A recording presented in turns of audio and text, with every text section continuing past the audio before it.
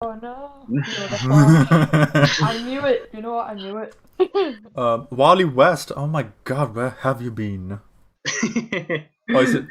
Well, technically Barry got stuck in there as well. So, and one of the pick a Flash. Any Flash will do. It's a dartboard. Yeah. um. So, to anyone who's joining us, hello there. Hello. Hi. Hopefully, this will be the last Justice League deep conversation before we get to the big guns. If not, well, tough. I'm gonna cry. Yeah. Yeah, because we're approaching 10 hours of this film, which is quite a bit longer than the actual film. Yeah. I am. Which is shocking because the film's very long. Yeah. I'm very much done with this movie. I don't think I'm ever watching it again. Oh, but you know how sometimes on YouTube it's like, oh, if your criticisms are longer than the actual film, then it's not real. Well, I don't know, man. We have evidence. I mean, I think it is because I mean the things we're talking about, we aren't like, oh, I hate this movie because blah blah. It's not that. It's this thing bothered me because of this. Yeah, we actually have argumentation to back up our points, and it takes a while to get through them. Yeah. Oi. Right. So, let's get right to it, shall we? Do it. Oh my god. Right. So, something darker. That is the chapter. Oh my god, messages. What is it? Okay, well, David, you are free to jump in when you can. Until then, you have been banished into the Netherrealm. Mortal Kombat's coming out soon. Can't wait. I know. I'm so excited. I watched the trailer again the other day, and I was just like, ah. What I am annoyed about though is like they should have done the tune in like the 80s style because like slowing it down, I was just like, Do you know does it what? really need to slow down? I want an 8-bit version. Me too. Other than that, I was like, yeah, I'm hyped for this movie. I'm excited. Oh, just give me the blood, give me the gore, give me the Yep. fatalities, and I'm there for you, my bro. Yeah, as soon as I saw the fatalities, I was like, oh, this movie's gonna be sick. I'm so excited. Genuinely, as soon as Scorpion just said, "Get over here," I'm like, I'm in. I'm in. Yeah. My boy. Sub-Zero showed up, I was like, oh, heck yeah. Oh my god, that kill Sub-Zero had when he froze the blood midair and stabbed him with his own blood. I'm like, oh my god, Chad move number 100. Yeah, I was like, oh my god, that's so cool. Oh, I hope it's good. Me too. Genuinely. I hope it's not a case of, oh, the trailer's really good, the movie's not, though. Oh. But, oh, before we'll talk about that after this call, after this recording session. We've already went off track. Yeah. We're talking about much better film, probably. Oh, hopefully. But right, something darker. Which, you know, this film is already quite dark as it is. But let's explore this, shall we? Now then, Superman and Lois gets back home, and they're just having a nice, quiet moment all to themselves while the rest of the world is going up in flames. You know, a quiet moment. Little hug. Yeah, and I'm thinking, guys, you really don't have time for this. There's things that needs to be done. Let's go. I get what they were trying to do, you know, it's like, okay, we need a break from all the action, we need to build things up again, and I'm like, yeah, but, like, Superman has literally been brought up at the start of Act 5, or the climax, or Act 3, whatever, and now we're going into, oh, Superman needs to be calm before going in, I'm like, oh, guys, time and place. Yeah. Oi. They take the time, they dress him, they think about, oh my god, it's home. And then we go to the Batcave. Well, hey. All I can think then when you're saying they clothed him and everything, I'm like, is he a baby now? Genuinely, like, because Lois Lane is the one who puts the shirt on him, and it's like, oh, he's at least he's doing the buttoning up. I'll give him that, but Yeah. I mean, he's just like, imagine if all newborns came out just kicking and screaming like Superman did, killing the Justice League. Holy shit! Oh, you're horrible. Like, not many hospitals will last long. No. Ray. Oh, that'd be funny. Oh, it'll be entertaining for a little bit. That is true. Oh.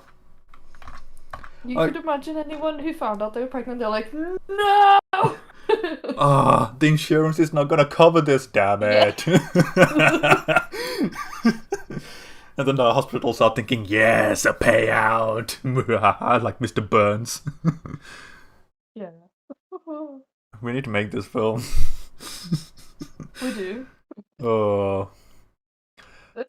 Oh, David just messaged saying when Thor is in the hospital in the first Thor film. Oh my god, yes.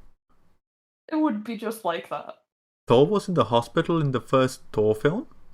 Yeah, I think he was anyway, I'm not sure. I can't remember. It's been about 10 years since I've seen that He film. wakes up in the hospital when he gets hit by the car, doesn't he? So I genuinely can't remember. yeah, he gets hit by a car and wakes up in hospital and then just like destroys it. Alright, well, we've got Banksy confirming it, so I'll take you guys' word for it. I think I need to just rewatch the Marvel films again, because I can't remember much of them at all. Fair. I'm not looking... Like, I'm worried that films I thought were good might actually be bad with the level of scrutiny we go through now. It's like, oh no.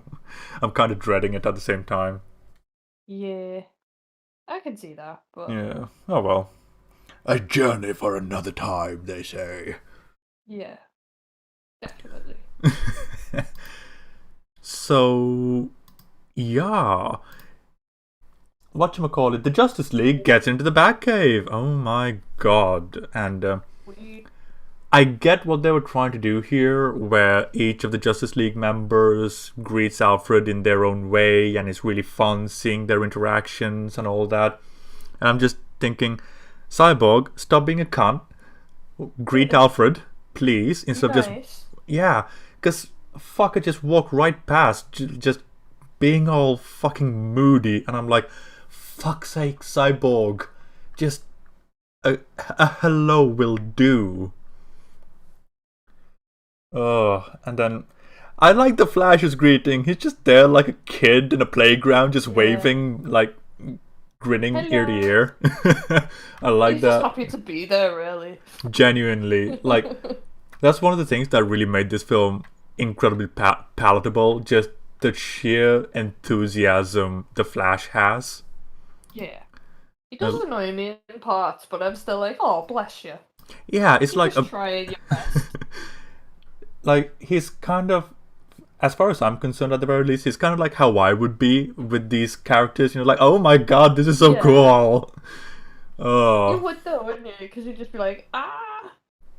Yeah, and especially considering the fact that, you know, if Superman was this kid's hero, allegedly, then hanging out with these guys would be kind of cool, you know? Yeah. Oy. But, Alfred, man, I do love the fact that when Bruce Wayne comes in, it's like, this is Alfred, I work for him. And like, oh, at least he's aware. Yeah.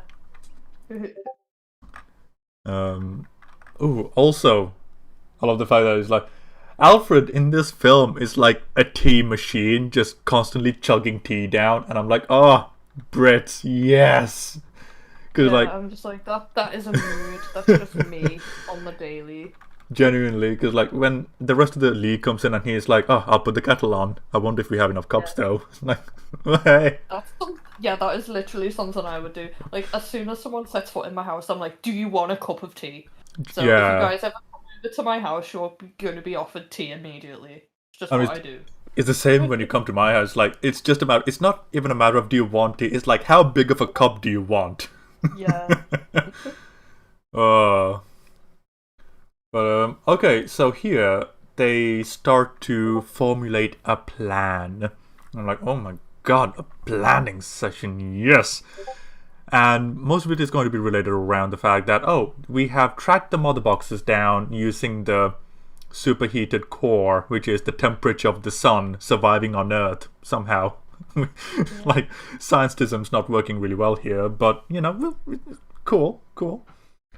But, yeah, it's like, they're going through the plan, and it's like, okay, so after we find it, we're gonna, attach a USB stick into the mother boxes, and we're gonna try and, for all intents and purposes, try and hack it. And there is an arc here for Cyborg where he's learning to accept his abilities and truly be a hero. And I'm like, yes, but his behavior is exactly the same. And the writing and the performance are really at odds with each other, which is really something you shouldn't be having in this kind of a film, because right now he should be in a moment of acceptance, whereas the actual performance is the same moody teenager he was at the start of the film. And we don't really get to see that change in Cyborg until he's in the cemetery in the epilogue. Yeah, it would have been nice to actually see him change over the course of the movie instead of like right at the end. Like, I hate it when they do that with books. Like, the character never changes until it's like, oh, there's like a few pages left, and now the character has some development. It really annoys me. It's not even that there's a lack of development. I think Cyborg probably has the most development in terms of writing. It's just the performance is so similar to the rest of the film that I'm like, okay, is he accepting it? I can't tell because he's still so fucking moody. Yeah. I think that's my big criticism. Like, bare bones as it is, there is an arc here for Cyborg, but it's easily missable because of the performance. I get you. So yeah, he does accept. Okay, so we're going to be trying to undo the mother boxes, and Diana is the one who is saying, okay, these are millennia, millions of years old. And she's giving them the rundown on how the mother boxes work. And I'm like, Diana, how do you know about all of this? Because we know how we know, and that's because Steppenwolf told Desard in very blatant exposition. But how do you, Diana, how do you know that this is how it's going to work? She just knows things, how sex works. Oh my god. Yes, she knows how sex works, but doesn't understand the concept of the front line in war. Jeez. Yeah. Christ. Or even the concept of marriage. Yeah. So it's just really... Wonder Woman. She's a funny character. She is. Not in a good way, Yeah, but... She just knows things. Yeah. She exists and she knows things. I was gonna say she drinks and she knows things, but yeah, she refuses to drink from Aquaman, so... Yeah. Can't even say she drinks and she knows things. Yeah. If only we had Peter Dinklage. Yeah. Can you imagine him trying to play Wonder Woman? Oh my god, I'd pay to see that. I feel like he'd do a better job. I mean, that's not exactly a high bar to pass, to be honest. Let's be fair. Yeah. Like... Now, do you know what? She makes a really good Wonder Woman in Batman vs Superman, and in this movie too, in places. So I will give her that. Like, it's when she starts talking that the veneer gets broken. Like, when she's fighting, when she's holding up her posture, when she's standing alongside these guys, you're like, that's Wonder Woman. And then she starts talking, and it's the same monotone voice, and she's saying, Kal-El, no, and it's like, god damn it. That's really the biggest downfall, because, oh my god, if she could act better, god damn it, we would have the literal perfect Wonder Woman. Yeah. Yeah, I will give it to you. the best description, the best portrayals of Wonder Woman in this universe is probably the Snyder films. Yeah. Which is kind of weird when you think about it, considering she's got 2 solo films. Yeah. It's very weird. Yeah. Oh well. But yeah. Oh, I'll ask you guys when we've gone through the story, because it'll be more pertinent then. But yeah, I love the fact that Bruce says, "Oh, he's never fought us, not us united." Right at the end, and I'm like, Bruce, you do realize that this guy's fought all of life on Earth once before, right? Like, he's fought all of you guys before, and in greater numbers. He nearly won. Bruce, you're kind of deluded. Kryptonian, though. Oh, well, true, I suppose. Jesus Christ.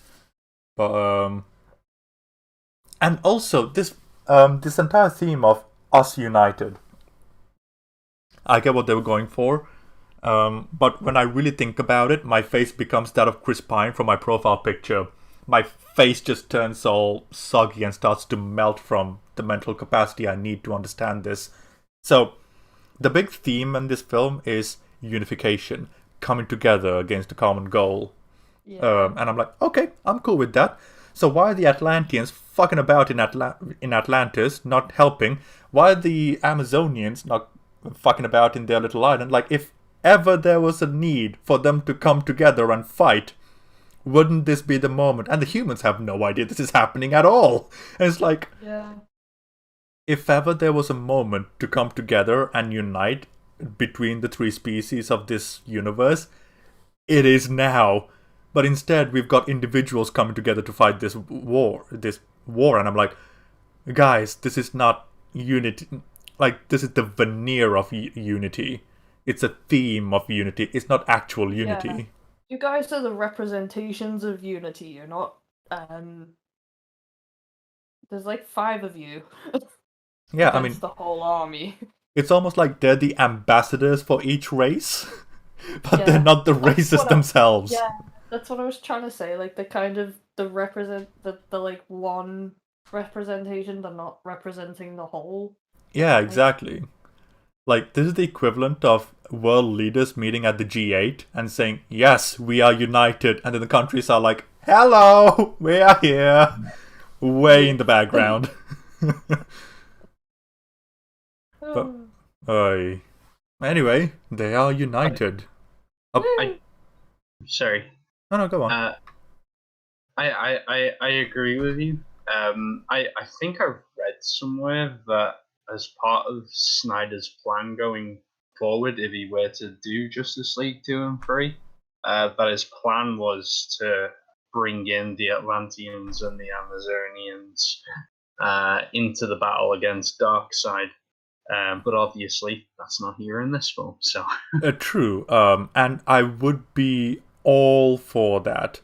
The thing is, okay, so there is a way to make this work, right? So if this was a sneak attack where Steppenwolf comes in, no warning, and they all have to just scramble together in order to fight them, and then these 5 are the only ones who are able to fight them, because it would take the Atlanteans too long to mobilize, or the Amazonians have to travel way too far to get here, and the humans are disorganized as a result of the events of BVS or something like that. And these were the only guys who can do it. I'd be okay with that. But the Amazonians are fucking about farming, the Atlanteans are fucking about swimming, and the humans are none the wiser. And it's like... Just keep swimming.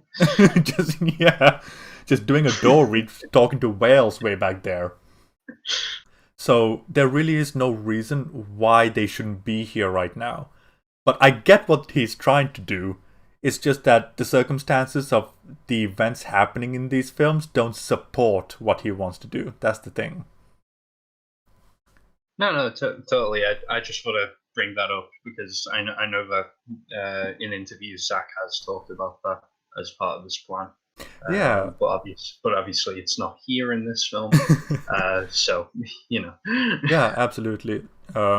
I've watched and listened to way too many things about these films than any normal man should. So I know that he has spoken about these things, and especially with the storyboard leaks that happened on Reddit as well. Like, I know what happens later on, or what the plans were at least, and I'm like, oh my god. Like, like if they did end up making those films, let's just say we would have had a good 6 episodes of this show per film. So there were a lot to talk about. There were ideas, let's just say that. I've read some of those ideas. Oh, I have not. oh, we'll talk about it after we've gone through the Okay. entire story, because they are fucking meme worthy. And this is coming from someone who loves these films. Like, they are meme worthy. Yeah. And we're back at the Kent farm that they don't own anymore, so technically they're trespassing. And Clark is fucking about in the farm, just saying, oh, hey Lois, how's it going? And then Lois is like, yeah, let's get married, bro. And I was like, oh, hey, I lost you once. I lost you too, but I'm back. It's okay. And they have a nice little hug. They have a nice little kiss. And then Martha arrives, and imagine if at this moment, when they're all hugging together, Lois just goes, Martha, I really appreciate the conversation we had the other day. And then Martha goes, what the fuck are you talking about, you mad woman? Just... It really does bring up the question whether Martian Manhunter actually went and visited Martha too. Genuinely, like, I'm certain that was a reshoot after they greenlit the Snyder Cut. Oh no, it was. I'm just saying, like, if you had to take it at face value, like with just what's presented at screen, it makes you think, I wonder if Martian Manhunter gave Martha a visit. Yeah, just so that all the stories line up, you know? Like, they both just... and if it has to be the same conversation as well, so that the stories match up. So Martha Manhunter had to have 2 conversations that were exactly the same thing from both perspectives. Like, fucking hell. Yeah, he's got to be doing some mental gymnastics to get around those conversations. Literally, like, making sure he doesn't forget. Yeah. I just don't get why he needed to be the one doing it. Like, why couldn't they just have an actual scene between Martha and Lois? It was the original idea. It was supposed to be just Martha and Lois, but I think Zack... Why they changed it. Oh, go on. I was just saying, that's why I'm confused. Why change it? Like, really, what does him posing as Martha really do? Yeah, exactly. Like, genuinely, we'll get to it when we get to the epilogue. But if you cut Martian Manhunter completely from this film, it improves the film, and it improves Martian Manhunter greatly. So, like, Johns not being in this film actively improves his character in this universe. And not only that, but it also doesn't bring up questions that would be posed in Man of Steel and BVS over Martian Manhunter's perspective. Genuinely, yeah. What the situation's going on. I think we talked about it on like 2 episodes ago, episodes ago, where we actually did talk about that scene, and I was like, oh, so that was Martian Manhunter. He exists in this universe. That is Harry Lennox. Wow, in 30 seconds you completely destroyed Martian Manhunter. Congratulations, film. Yeah. It's like, I get that he was in the shadows, but he was literally right there as Kryptonians were attacking, and Doomsday was attacking as well. Yeah, just having a popsicle on the side waiting for Superman to do everything for him. It's like, why? Like, what would they have done had Superman and Batman and Wonder Woman not been there at those 2 events? No, right? Go back to Mars? I don't know. Probably. Chill out with Dr. Manhattan, that's what. I am going back to the Ken Farm scene. I actually do like the scene, and I much prefer whatever line that Lois says, um, uh, because there's an exchange in the theatrical cut where she says that you smell good. That's in this one as well. I think she says something different, doesn't she? No, she says she smells good, and Clark goes, "Did I not before?" Because I watched both back to back yesterday, because I fucking need a life. But no, it's in both cuts.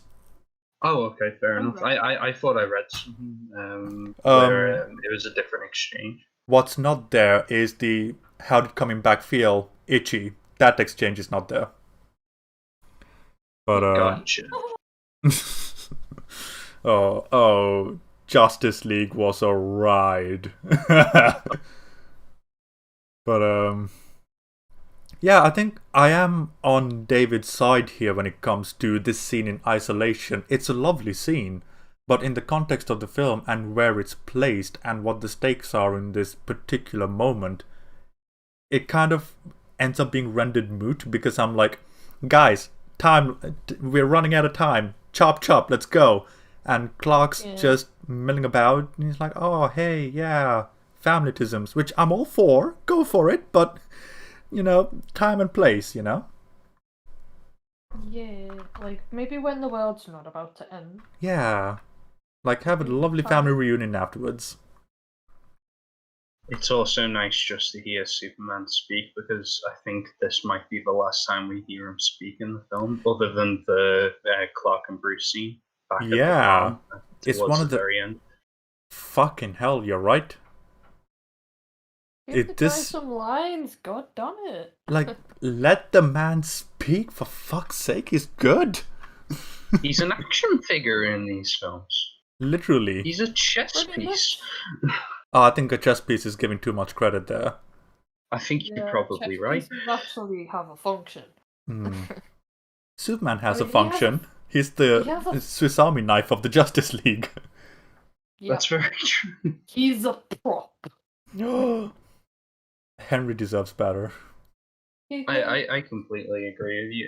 It's like he had his own film in Man of Steel, and even then, a lot of what we learned about the character was through stuff that people said about him, rather than him speaking and actual decisions that the character was making and actions.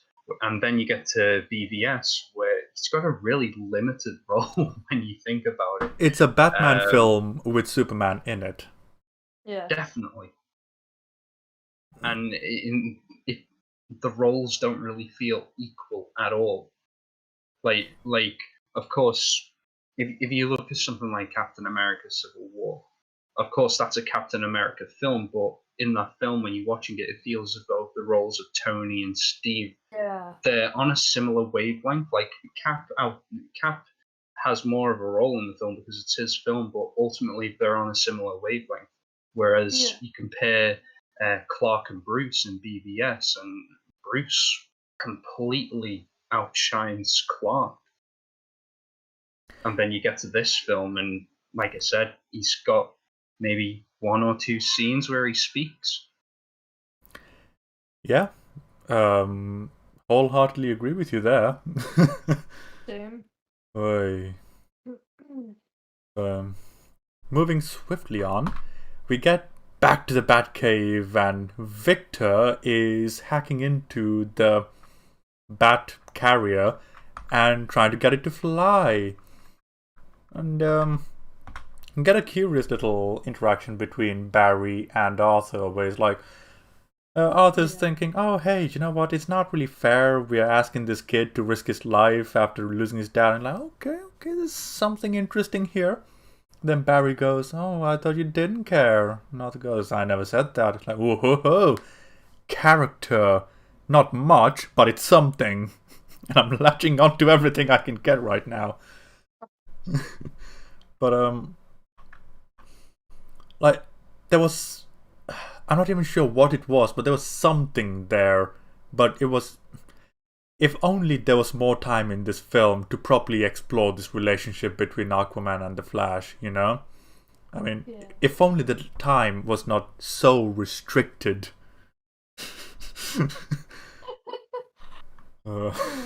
Only this film was 4 hours long. Wait a minute.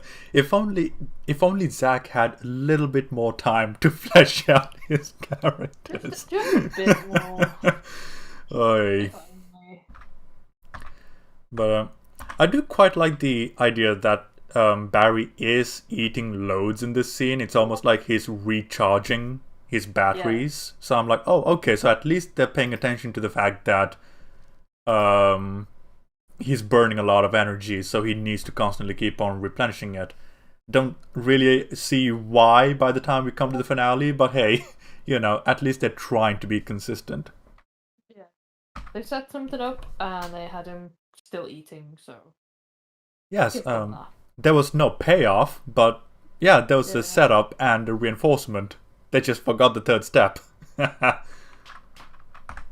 Definitely, it feels a bit more like a character beat, I guess. Like it kind of in the same way as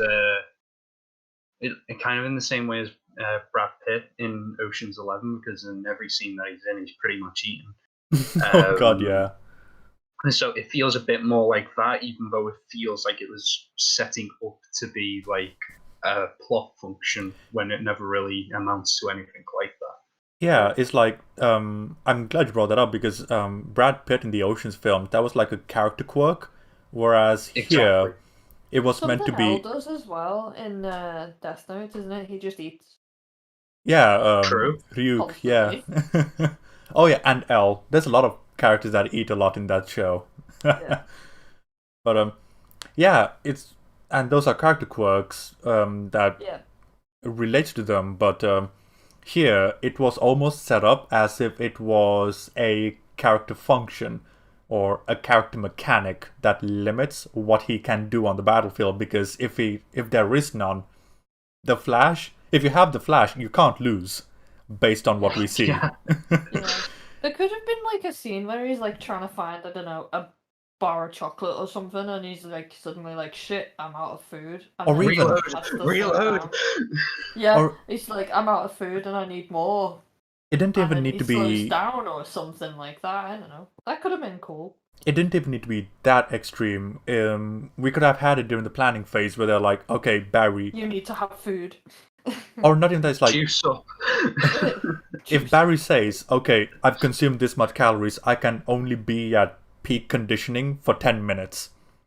And if we go beyond that, I'm going to be running on empty and we're not going to be able to do this properly. Because then you have some sort of limitation. And then the time traveling thing could be like, okay, we can either use this time efficiently to the point where we utilize all 10 minutes to make sure that he is up to speed and he's going through and building up the charge. We're skipping way ahead, but bear with me a moment. Using the time economically, charging him up, and then using him to shock Cyborg into the mother boxes.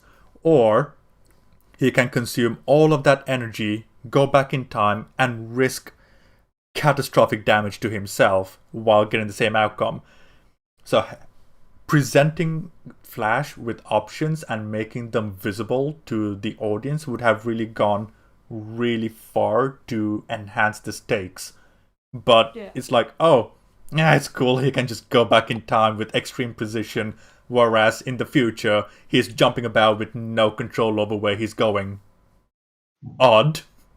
It's like he actively regressed as he got older. Oy. But at least in this version of the film, Bruce Wayne does talk to Diana going, you know, Barry, older Barry, was right there telling me that Lois is the key. Got no idea what the fuck he was talking about, but at least they tried to address it.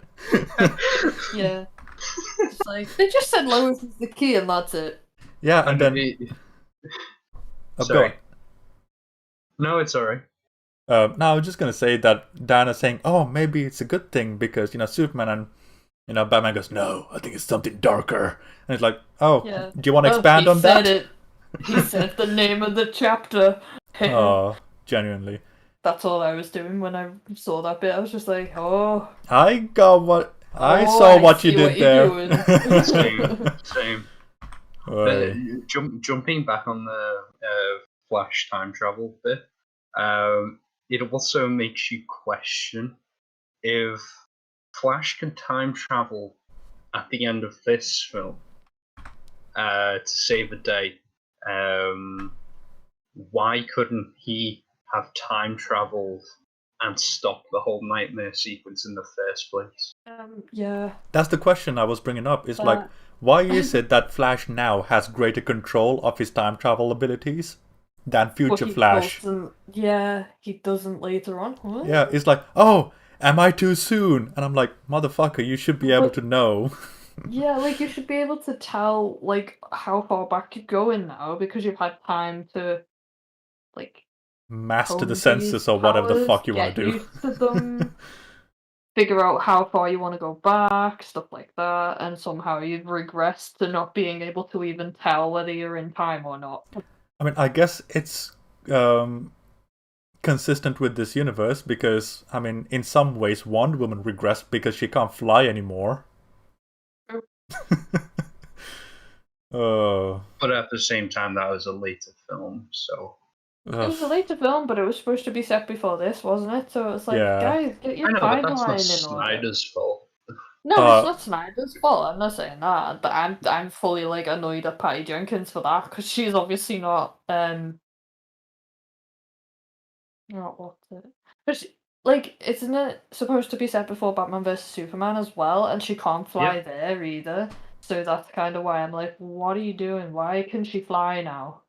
I agree with you that it's a problem with Wonder Woman 1984. I'm just saying that when it comes to the films that preceded it, in terms of release, it's like not their fault because it came after. Okay, so I would be okay with that, but production-wise, yeah.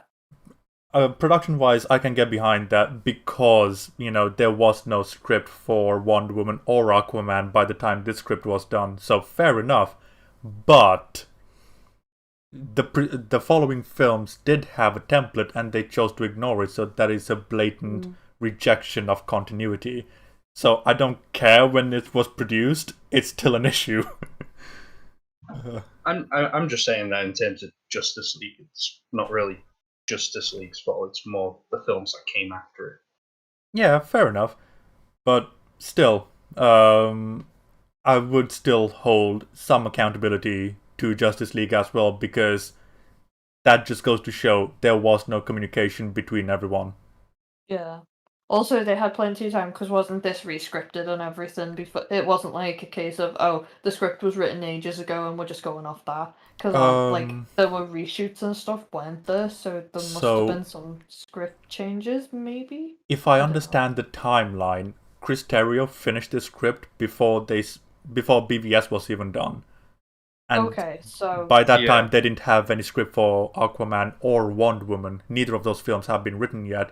So he was flying by the seat of his pants in terms of creating these characters, which is why they use echolocation in this one underwater, whereas in Aquaman they just speak regularly.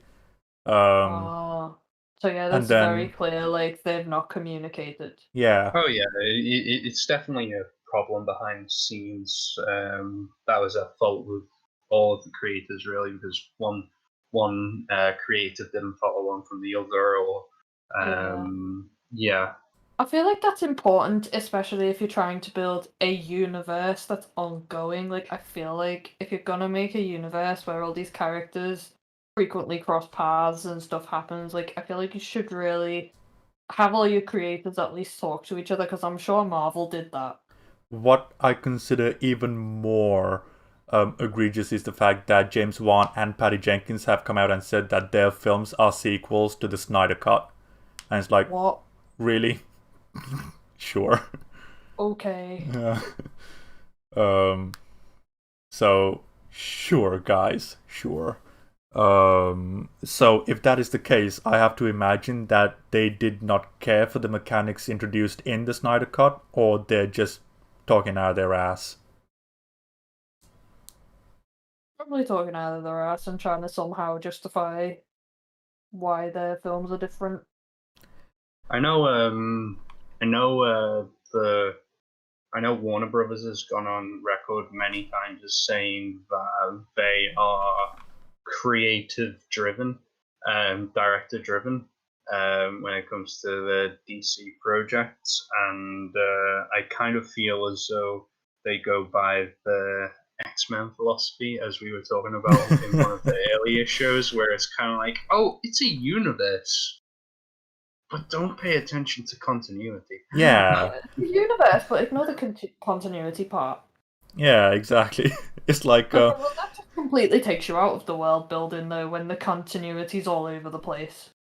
I suppose, but then I'm sure we all like some X-Men films. Oh yeah. Yeah, I do. It still kind of takes you out of the world building, though, when you notice it more. You're like, oh my god, really? Yeah, I suppose the big issue is that like X-Men kind of embrace the we have no plan aspect of it, and anyone can do Yeah. whatever they want. Whereas this, they have the veneer of a plan, and they're like, there is a Yeah. plan, we have a story. And they're like, oh yeah, it's director-driven when things fall apart. It's like, oh yeah, it was always part of the plan. Oh shit. Yeah. This is kind of like, oh no. Yeah. Oy. So, If it's gonna be that, then why are you trying to make it a universe? Why not just have them be separate standalone films? Then it's probably it'd be much easier to like accept. I'd But even because they are literally trying to be like, this is a universe, it's like things don't make sense. I suppose I'm even okay with having different styles. Like James Wan has a particular style, Zack has a particular style, Patty has a so if their films looks and sounds and feels a different way, I'm perfectly alright with that as long as the story is consistent. Yeah. It's like with the Thor Ragnarok in a way. Yeah. Aesthetically, it's very different from the previous entries in the Thor movies. But when it comes to story, sure, there are changes and revisions, like the Odin reveal. But that was it. In terms of the story, that was a secret. It wasn't something that all the characters knew about. Yeah, it was still related to the world in many ways, whereas and it had a very different tone and look to it as well. Whereas these Definitely. have different stories, different tones, different looks, different everything. It's almost as if like what are Oh no. Sorry, I had Huge to just- contradictions. yeah, in a weird way, I'd say it's like okay, so in the comic books, I'm gonna try and explain this as best I can. Like you've got the Batman story, and then you've got Detective Comics Batman, and then Yeah. you've got Superman, and then Action Comics Superman, and they're all telling different stories. But at the end of the day, it's almost like they're saying, "Oh, all of those stories all happen in the same universe," and you're like, "How the fuck does that work?" Yeah. So that's the thing, like they're using all the same characters, all the same actors, all the same story threads, and they're trying to say they're all related while being completely separate. And it doesn't mesh well. No. But that was a bit of a tangent. Yeah, but totally justified by what's presented in the film. Because Absolutely. we were just talking about what we're watching. Oh my god, you said it. I know. It's almost like something darker. Oh my god. Well, I mean, any darker and we would be able to see anything in this film, so let's not go too far. But The color palette. you know what? I like the color palette, but doesn't mean it's good. Yeah. Like that's the thing with these films. Like I love all three of Zack's DC films. I love them, but that doesn't mean I think they're good. Yeah, like there's a difference. Yeah. Oh, I'd be up for seeing a fourth one. I'll be honest. But what would you be more excited for? just as a little tangent, How dare you? Man of Steel 2 or Justice League 2? Man of Steel 2, because I finally want Henry Cavill as Superman. 2? Yeah. I missed most of that conversation there, sorry. Don't worry about it. We were just going around in circles. I was busy being told that apparently my 7-year-old hates me. Oh. It's fine. It's a thing he does when he doesn't get his own way. So don't worry about it. Okay. Yeah, Hope everything's alright. everything's fine. It's just annoyed that he's not allowed to keep his tablet in his bedroom. Oh my god. And I'm like, you won't sleep, so go to sleep. He's like, I hate you. I'm like, love you too. No night. Oh god, if that was me, I'll say something like, I'll sell all your toys, bro. Like, oh my god. I'd just dive into that horror. I shouldn't be a dad. My god, I'd be evil. I have tried that, and he's going, go on then. I'm like, damn it, you called my bluff. Oh, I'd go through with it. That's the like, I'd be terrible at that. Don't push me, bro. I'll go there. Like, if I say it, I'll do it. Yeah. Anyway, sorry for that little tangent. Yes. No, don't worry about it. I was just like, I'm annoyed. Nothing a hot chocolate can't fix later. Yeah. Very true. How about you, Amy? What would you prefer to see if one of these potential projects ever came to be? What would you prefer, Man of Steel 2 or Justice League 2? Probably Man of Steel 2. And we are all in agreement. That's weird for me, because again, I'm not really a big fan of Superman, but like I would like to see more Superman on his own, because I feel like we don't get very much of that. Even in his own film. Exactly. Yeah. I would like to see that. Yeah. He got really shortchanged. In this entire franchise. Definitely.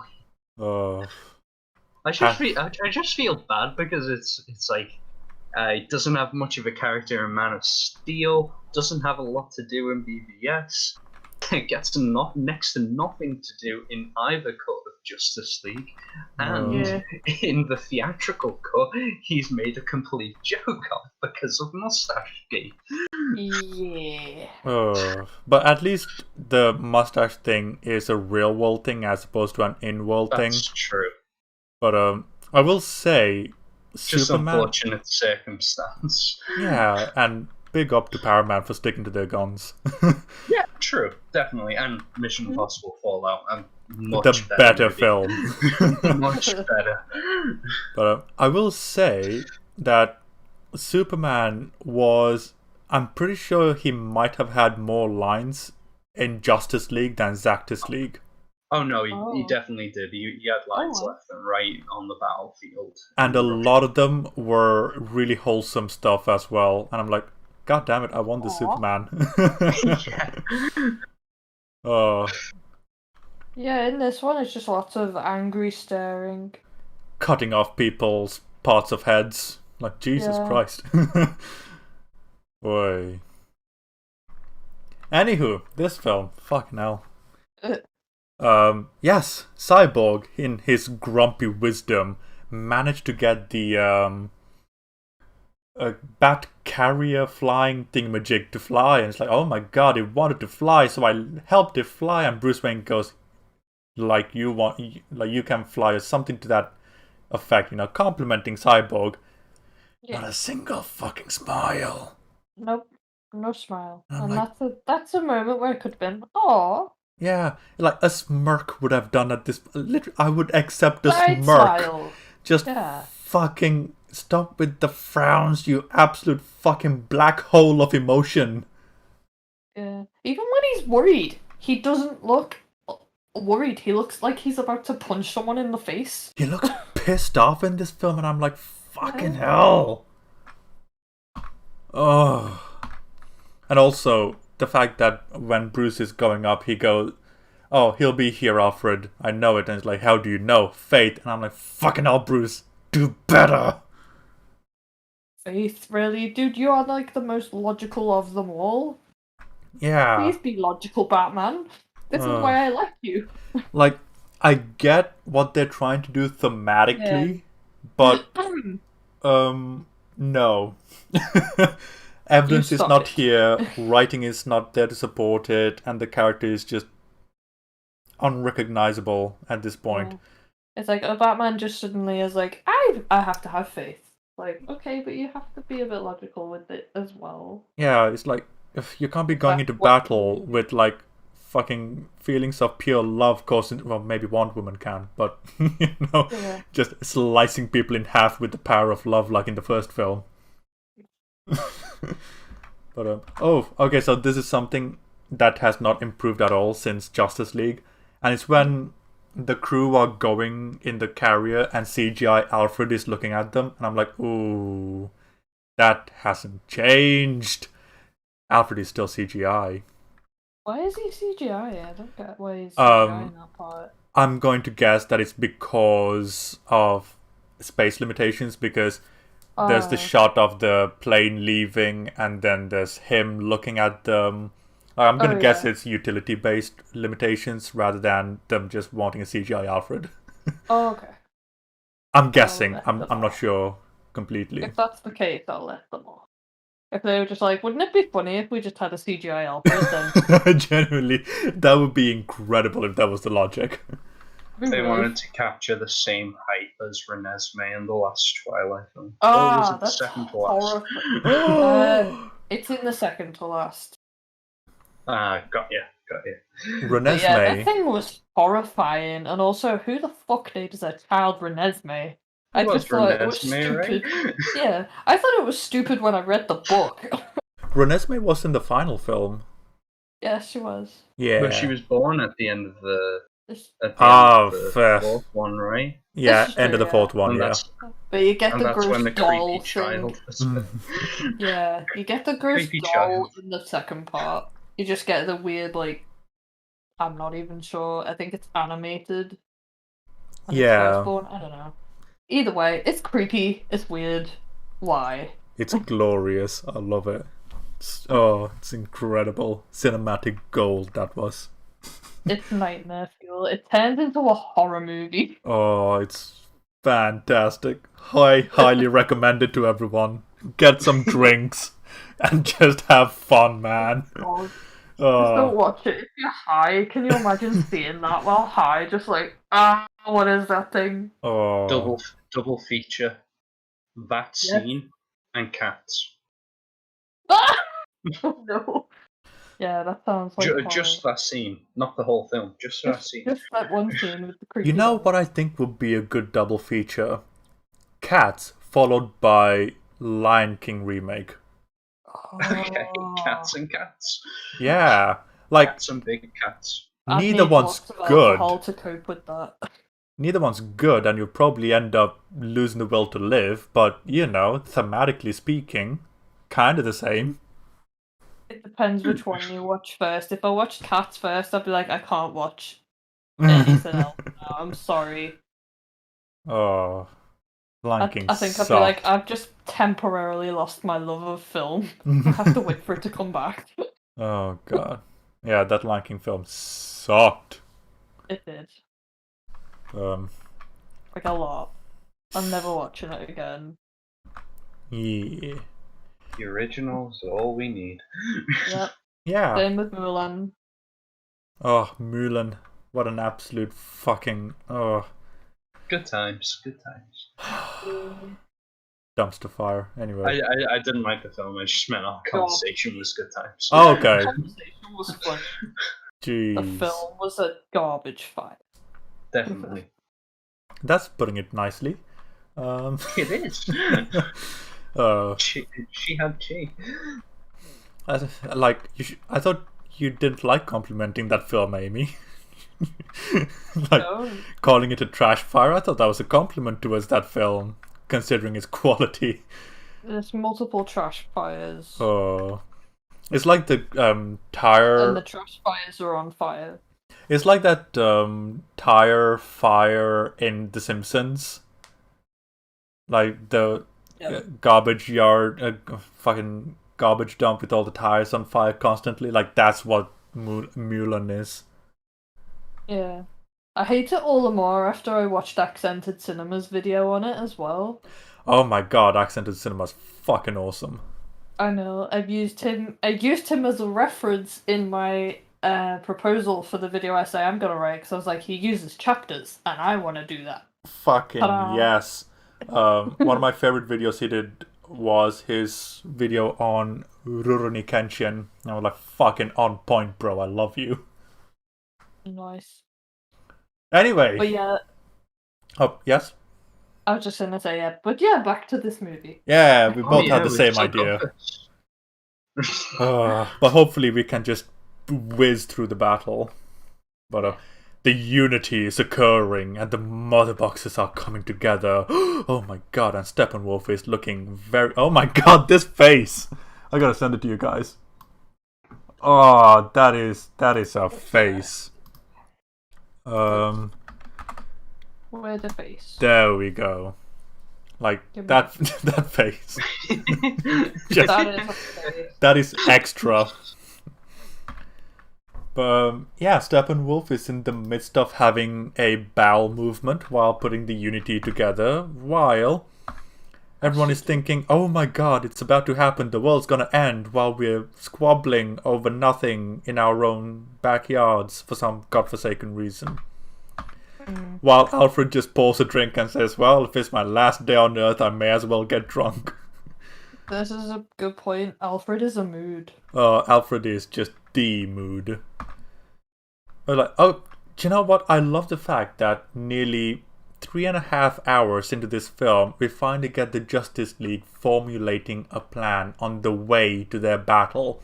Like, they didn't formulate the plan before the battle, they formulated on the way. during the battle. And I'm like, fuck's sake, guys. They're like, we'll just wing it. Good It's lord. fine. And then Barry goes, we finally got a plan. And I'm like, you're fucking too right. I mean, they fucked the plan right after, but you know, they had a plan. Oh my god. And then Superman going into his fortress of quote-unquote solitude in the middle of Metropolis. Yeah. And I'm like, That's not very solitudey, really, is it? this is one of the most important structures to mankind due to its scientific technology within it. Why aren't there more gods here? Yeah. And they don't even give a reason as to why he's wearing the black suit either.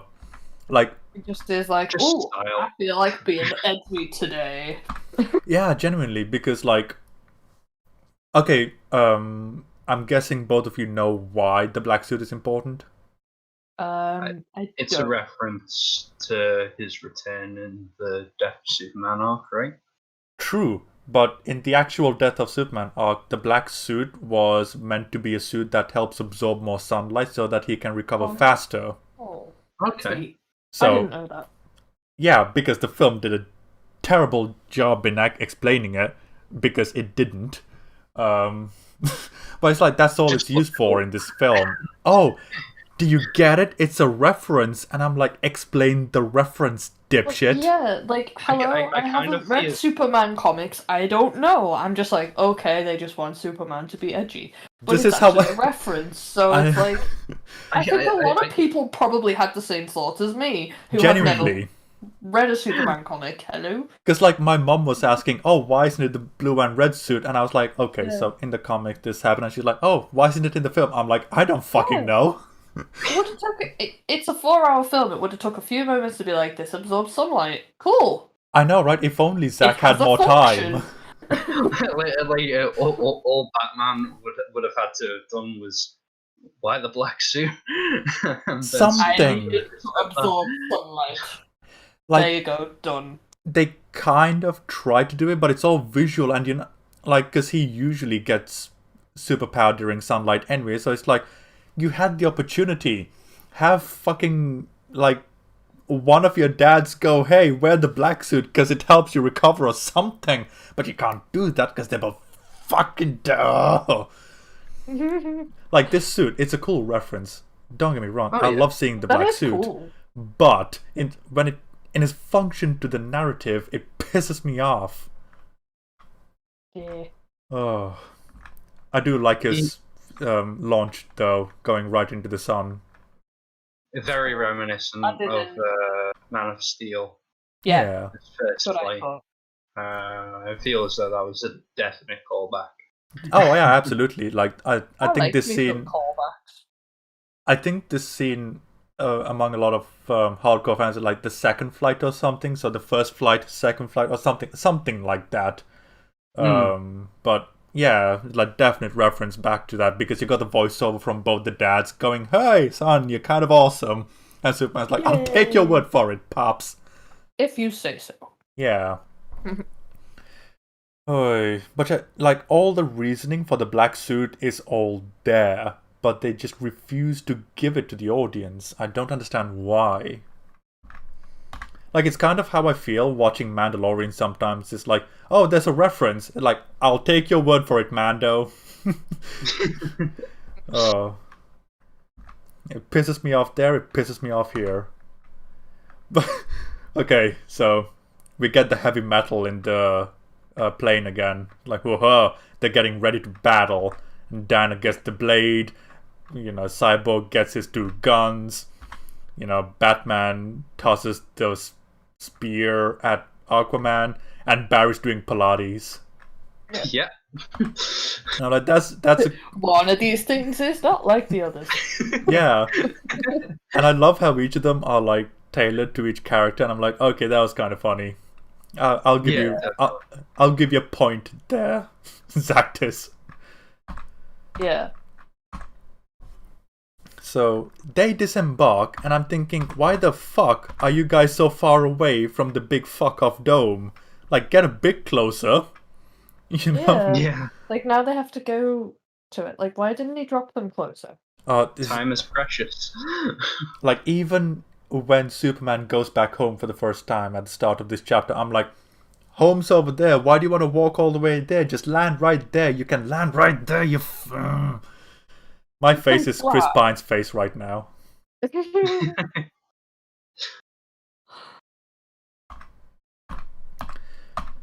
So Batsy gets in the plane and starts to shoot the whatchamacallit, the big energy shield. He tries it with one, but it does not work. And Cyborg, in case we didn't get it, spells it out for us. Oh my god. You're not gonna make it. That's what I said. Like I had that I paused it because I was like, I'm a bit too far ahead in my watching it frame by frame thing. But he, like I say, I would have thought he'd be worried in that scenario where he's like, pull back, you're not gonna make it. But he looks like he wants to punch someone instead. Yeah, I know. It's like, I was like, are you worried about him or do you want to actively kill him? I don't know. But yeah, and just like how when in the previous battle with Steppenwolf, you know, Steppenwolf looks at his axe twice before going for it. It's like, why did you need to have, like, why not just go with the big guns and go right through in the first attempt instead of this one missile, then multiple missiles? It's like, there was literally no good reason why. Just visually, it's all the same information. It just took you longer to convey. Anywho, the aircraft gets damaged and collides onto the floor, and Batman is in big trouble. Tells the group, hey, stick to the plan, boys and girls, and I'll draw the group away. And Batman, with his Batmobile, starts wrecking some shit. As you do.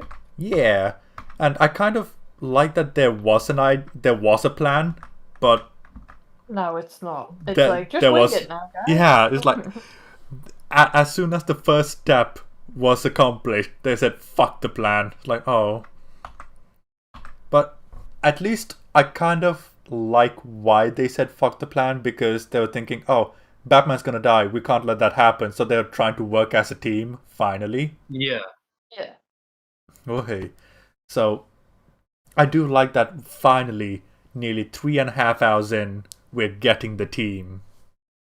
It's nice. Yeah, it's almost as if, imagine if Fellowship, we get to the Council of Rivendell Oh, at the God. 3.5 hour mark, I'll be like, fucking hell. Yeah.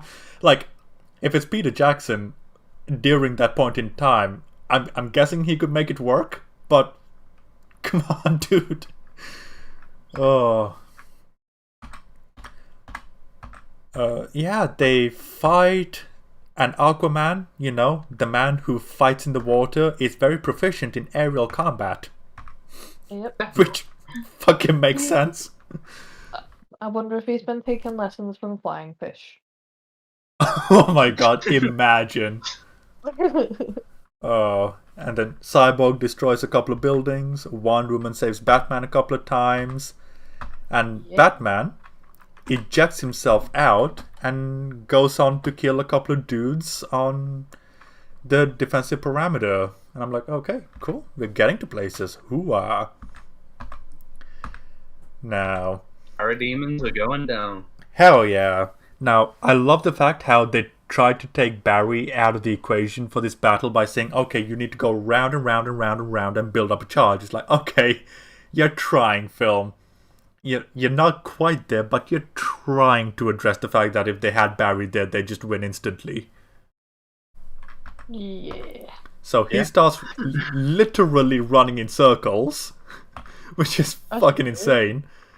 And Batman is taking out the mosquitoes, while Superman, taking his own damn fucking time, I might be peeking there, just comes along to Alfred and goes, "Hello, Alfred. How do you do? I'm looking for Bruce. Can you lead me?" And I'm like, and then Alfred's going, "Let's just hope you're not too late." And I'm like, he probably is. Yeah. In any other film, he would be. But this film relies on coincidence, so it's okay. If you can't tell, I'm kind of stressed out on this chapter.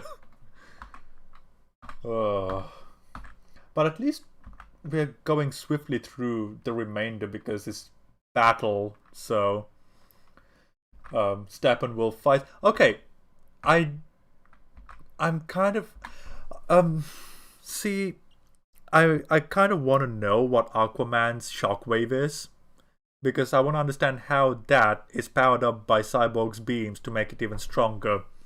Like, I get you want to do the Iron Man shooting the shield and then reflecting it, killing all the Chitauri. I get you want that moment. But how's a shockwave and a laser beam supposed to power each other up? I don't understand the mechanics of that. It's a very good question. Because like a lot of these characters have a lot of similar abilities, so it's really hard to find a way to make them work in complementary ways like they do in the Avengers, because they're all so different. Like maybe using Flash's speed with Cyborg's weapons combined with, I don't know, Wonder Woman distracting them, or like if there's some sort of like teamwork aspect in that sense, which we do get a little bit of, I would be okay with it, but it's so minuscule, it's almost negligible. And then the fucking wailing when Wonder Woman comes in going, just fuck off. Yeah, why can't Love we that have the music cool theme choice. tune again? Yeah, Why can't we have a cool theme tune sarcastic. again? Like, what the hell? just bring Tina Guo with the cello back, please. Yeah. Yeah. But yeah, they start fighting. I was being sarcastic when I said I loved that music choice. Do you know what? We know. If it happened once or twice, I'd be fine with it. But every time, it was so unnecessary to do it that many times. Yeah, much like a lot of the scenes in this film. Well, it's like there's so many instances of like characters doing the least logical thing. Like, oh, you've got one job, keep Steppenwolf occupied, and you've got Aquaman and Wonder Woman. And it's like, that should be enough to keep him occupied for a little bit. Maybe he's able to overpower them. I'm cool with that, but give him some sort of challenge. Instead, he's like, fuck off, I'm gonna take Cyborg on. Like, oh, okay. Yeah. Reused shot number 3, maybe? Which one's this? Oh, so this is something I noticed yesterday. So this shot, which I'm gonna send you now, is the exact same shot that was there when she's looking at Superman dying at the hands of Doomsday at the start of this film. Oh, is it? Oh, okay. Yeah. I didn't know that. I only realized because Gal Gadot had that exact same face and the same frame. Everything was the same, and the only difference was the color grading. Fair enough. Oh, there's a lot of reused aspects in this film, and I'm like, fucking hell. It's almost like, just like artificially extending this film, almost. But okay, I love how. Oh, do you know what? For a second, I looked at Discord and I was wondering, hey, I know I'm talking, but why the fuck is Chris Pine on my profile picture? And I realized, I changed it earlier. Never mind. Anyway, Steppenwolf in every other instance just goes off, killing ruthlessly, but this time he decides he's going to be taking his time with Cyborg, giving just enough time for Superman to come down and block it. Oh. Superman's also pretty fast.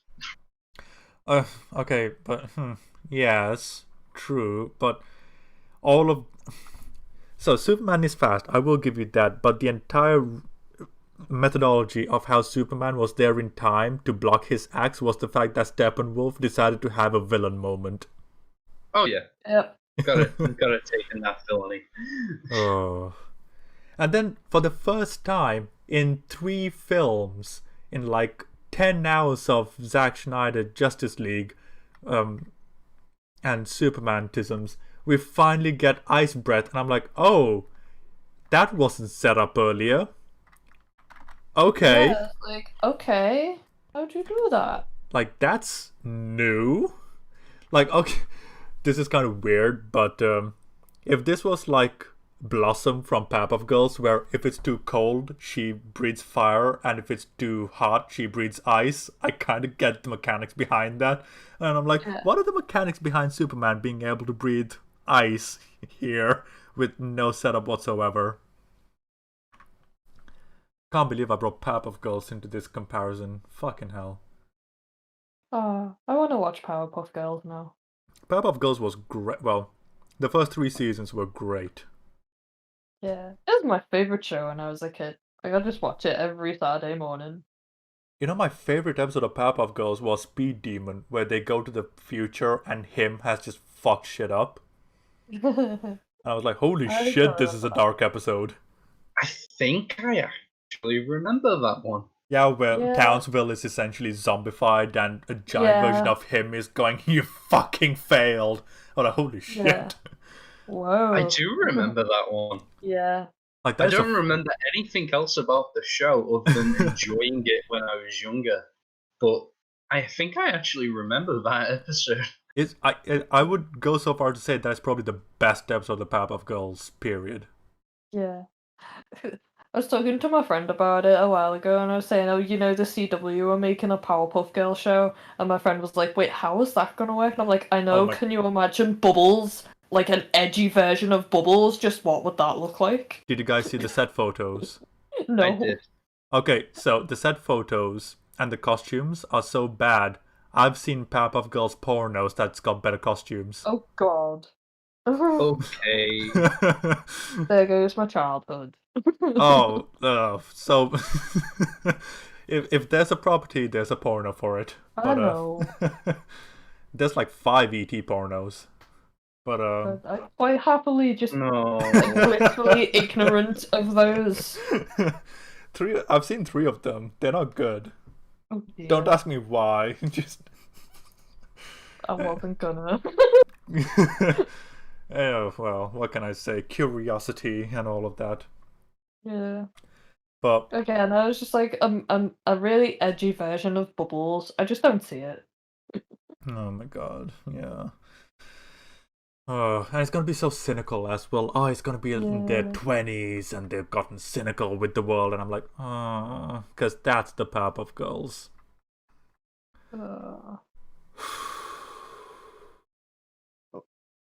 Anyway,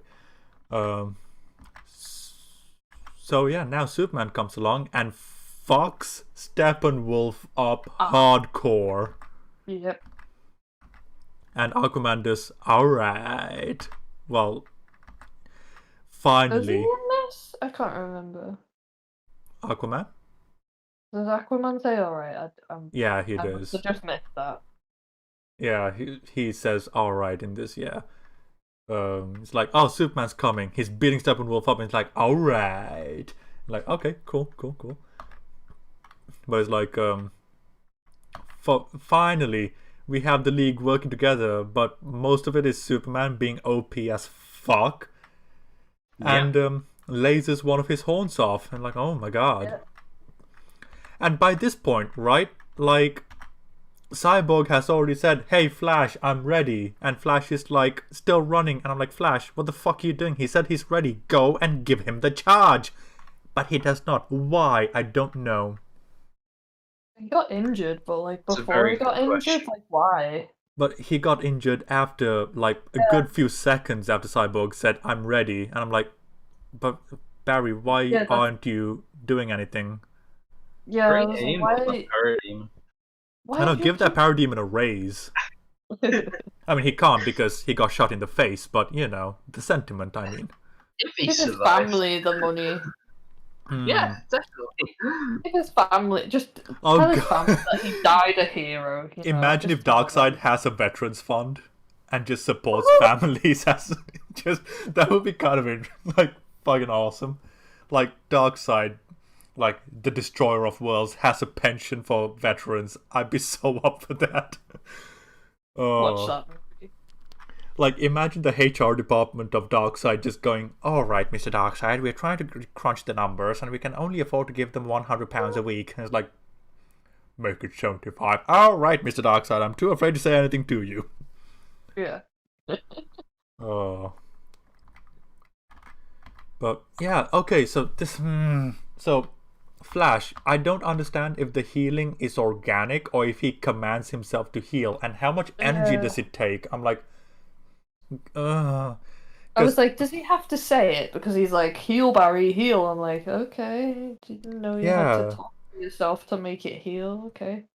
It's weird because like it's almost as if he's willing his body, and I'm like, okay, but if it's already really, really fast, then shouldn't it already be healing without you having to say anything? Yeah. And there's no consequence for this as well. Like, he heals and he's still peak performance, and I'm like, I thought you were a black hole for calories. What's going on here? You're still in peak conditioning even though you've been running for 5 minutes in circles. If that was me, I'd be like, okay, now I have to take a nap. I'll be ready in about an hour. Yeah. That was nothing, apparently.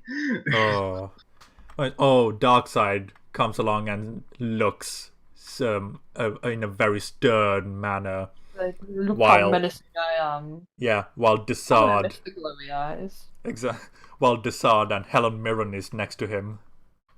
Is that Helen Mirren? It's not. Who do you think Zack was going for with Granny Goodness? Do you think it was Helen Mirren? I'd love it if it was Helen Mirren.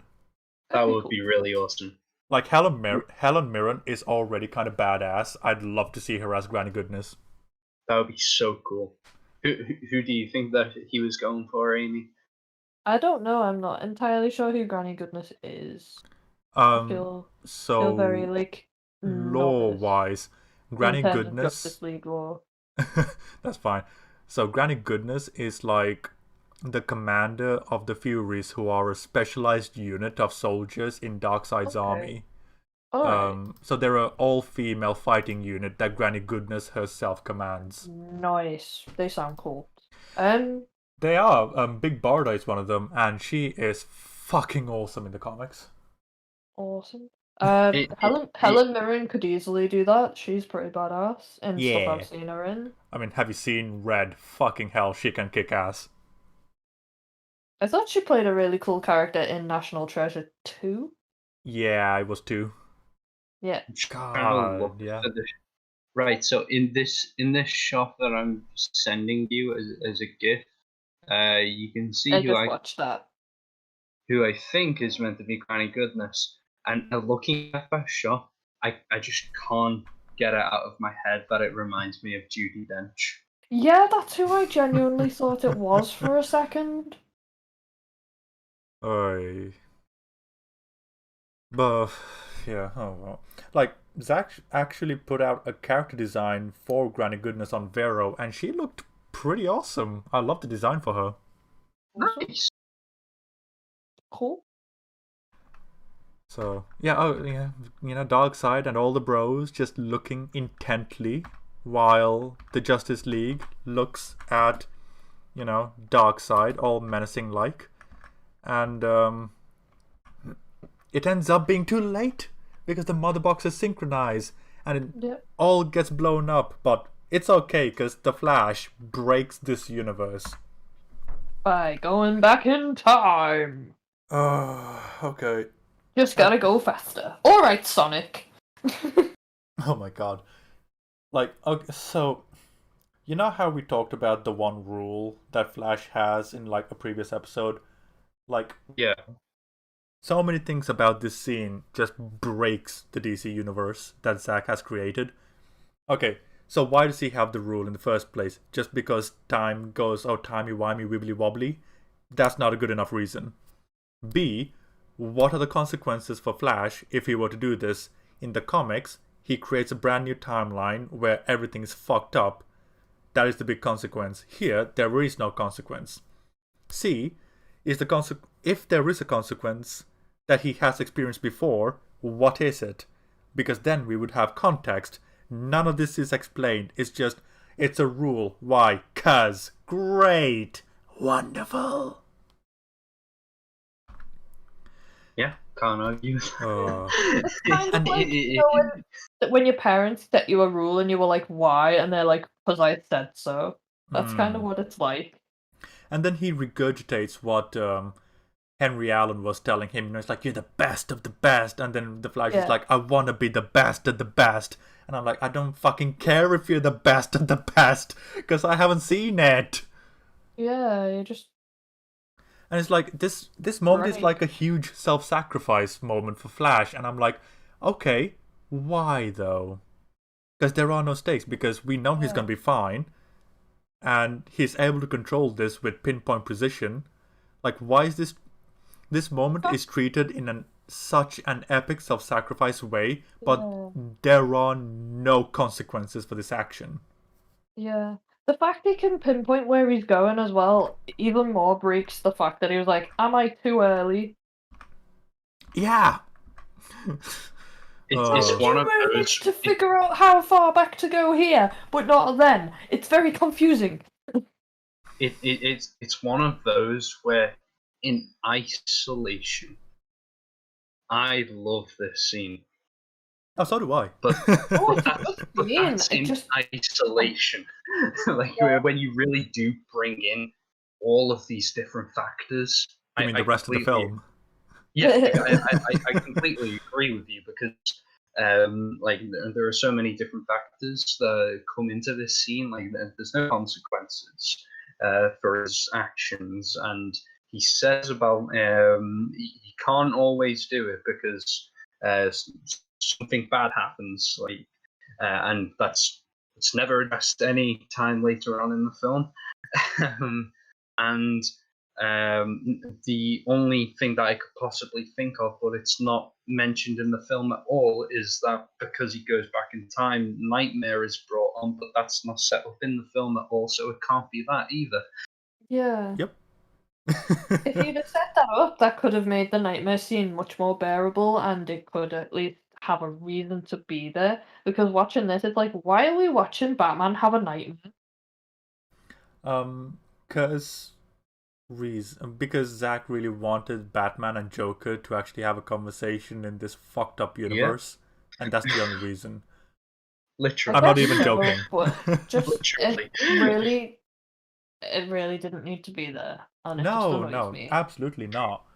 I love the Joker.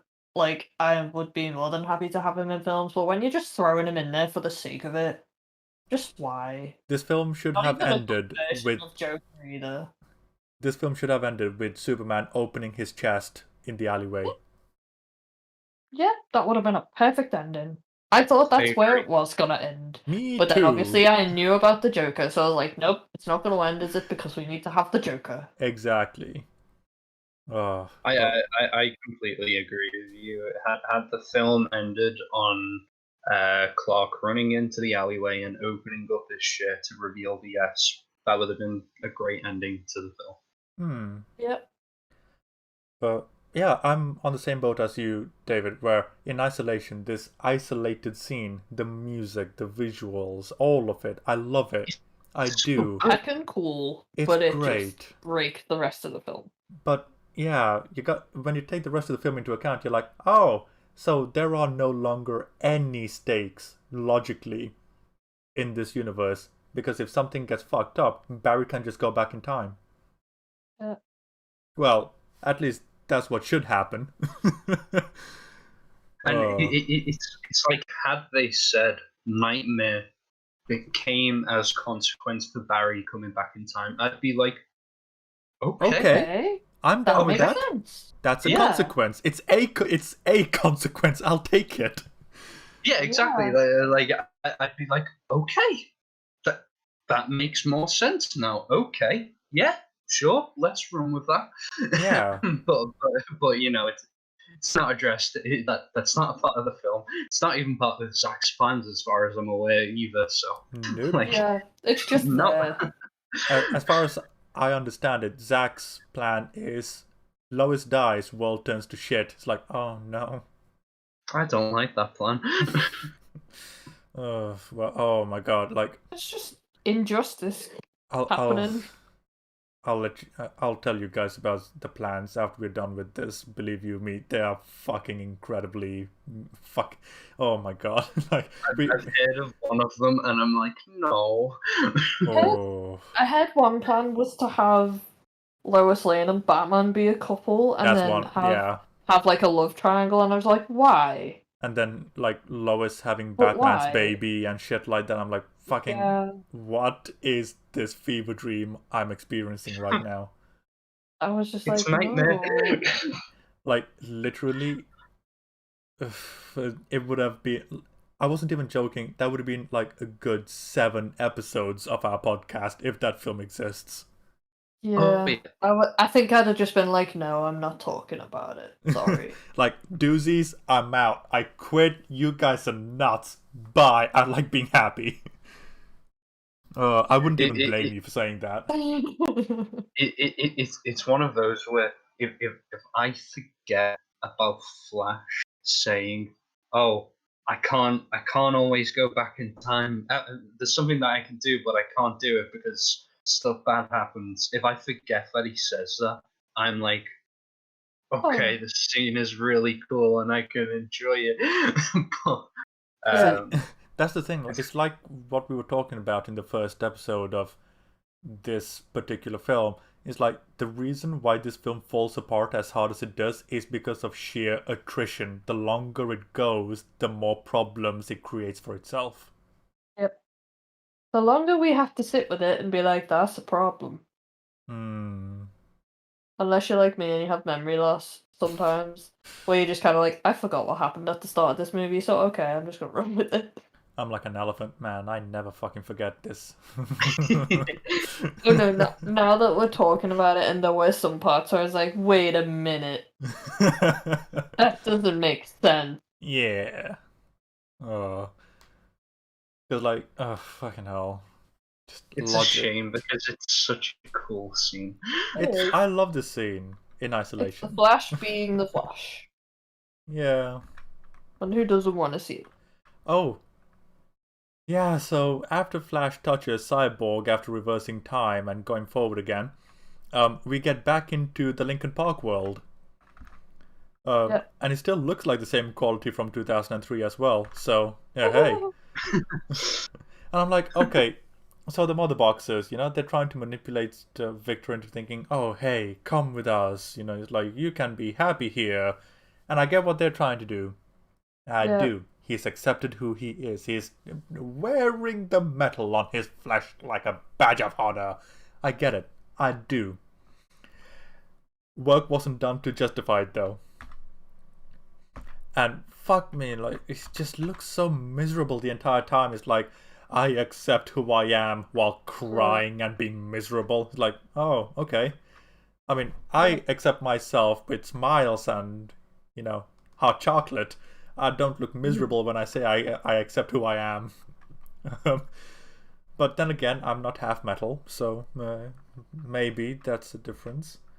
And then when the mother boxes are separating, we get the fucking witches out of fucking Macbeth coming along.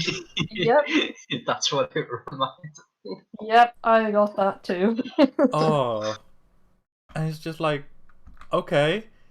And then all while this is happening, Darkseid is looking on going, should we intervene? Like, nah. It's like, give me some popcorn. I want to see what happens. Yeah, and then poor Steppenwolf, he gets stabbed, head chopped off, and returns home finally, and he's a decapitated head. Yeah. And Darkseid steps on it. Yeah. I did enjoy him. What an end. I did enjoy him being skewered by Aquaman, though. I was like, that's pretty cool. Yeah, and it's like, okay, so I was watching this Savage Books video. I think I sent it to you guys on Discord. Yeah, he did. Yeah, it goes into like, and even he's like, this is the bare fucking minimum, and we shouldn't be praising this. But today, when they don't even do that, I feel it should be praised. And I'm like, yeah, I agree with you there, bro. And he's like, okay, there's a certain aspect of tragedy in Steppenwolf where all he wanted was to go home, and he finally got home, but he's dead. But unfortunately, that's the bullet point of an arc. That's not an arc because you haven't developed it. You've made the points. So it's like, it's the bare fucking minimum. And I'm like, oh, this could have been a great arc if they developed it. Yeah. And then we just get a like, I told you so. Yeah. And you know what? Even before that, Desard, Darkseid, Edgelord himself, and Granny Goodness are looking at the heroes of Earth with an army of fucking bugs behind him. And the mother box, the boom tube is open. They're looking at each other. They're staring each other down. And he doesn't make them... Like, your life goal is in front of you. You fucking wet lettuce. Darkseid, stop being a little bitch and go finish the job. Maybe he was like, oh no, they beat me last time. I'm spooked. Oh wait, actually, because he managed to forget that. Good times. Darkseid is both suffering from short-term memory and he's a pussy in this film. And I'm like, no, that's not Darkseid. Let's just call him Steve. Hi, Steve. Oh. God damn it. It's like, why did he close the You had the army right behind you. Just send the fuckers in. Just use your Omega beams. Do something, Darkseid. Nothing. It's just like, I'ma walk away looking like a badass. At least it wasn't in slow motion. Yeah. That would have just pissed me off. I would have been like, he's already walking slow. Steppenwolf just explodes behind him. Yeah. Oh my god. It's like, okay, so in Call of Duty, I think it was in Black Ops 2, there was a perk called Martyrdom, and if you get shot and killed, you drop a grenade, and then the person running past you gets blown up as a result of the grenade you dropped after dying. So that's the first thing I thought of when you said that. I was thinking of the scene in X-Men Origins Wolverine where the helicopter explodes, I think it is, and Wolverine just walks away from that. Oh, yeah, oh my god, that film is a fucking 10 It's a episode. nightmare. That's a 10-episode arc on its own. But Oh no. that film has issues. Hmm. But and the rest of this chapter is epic slow motion hero shot of all of them. And you know what? I will give Justice League this. When the carrier was destroyed in Justice League, they're just looking over the fucking wasteland. Whereas in this, the carrier just fixes itself and then comes to pick up the boys. And I'm like, how did the plane fix itself? Explain. I hadn't even Magic. thought of that. I love how Flash is the only one smiling, like, yay, we did it! I know, right? Everyone else is just like, fuck off, Barry. I'm gonna be broody. Like, Victor's just still the same, not smiling at all, and everyone else, the most we get is a half smile. And Barry's like, hey, I'm enjoying myself, bro. This was great. Let's do it again next weekend. Wonder Woman looks like she's about to start crying. Aquaman is just kind of like, I'm gonna punch you. Yeah, he looks like I'm gonna punch you, or he looks like I need a drink now. It's like, I need help. Get me a whiskey. And then so Batman, his sole arc in this film is get the team together. He's done that. What is his purpose now? He's just there. Oh no, it's epilogue time. Here we go. Okay, so what I need to do very quickly is I need to go to the loo. So I shall return momentarily, and we've got an hour so we can crunch out the epilogue as well while we're at it. Yeah. Okie dokie. Okay, I shall return.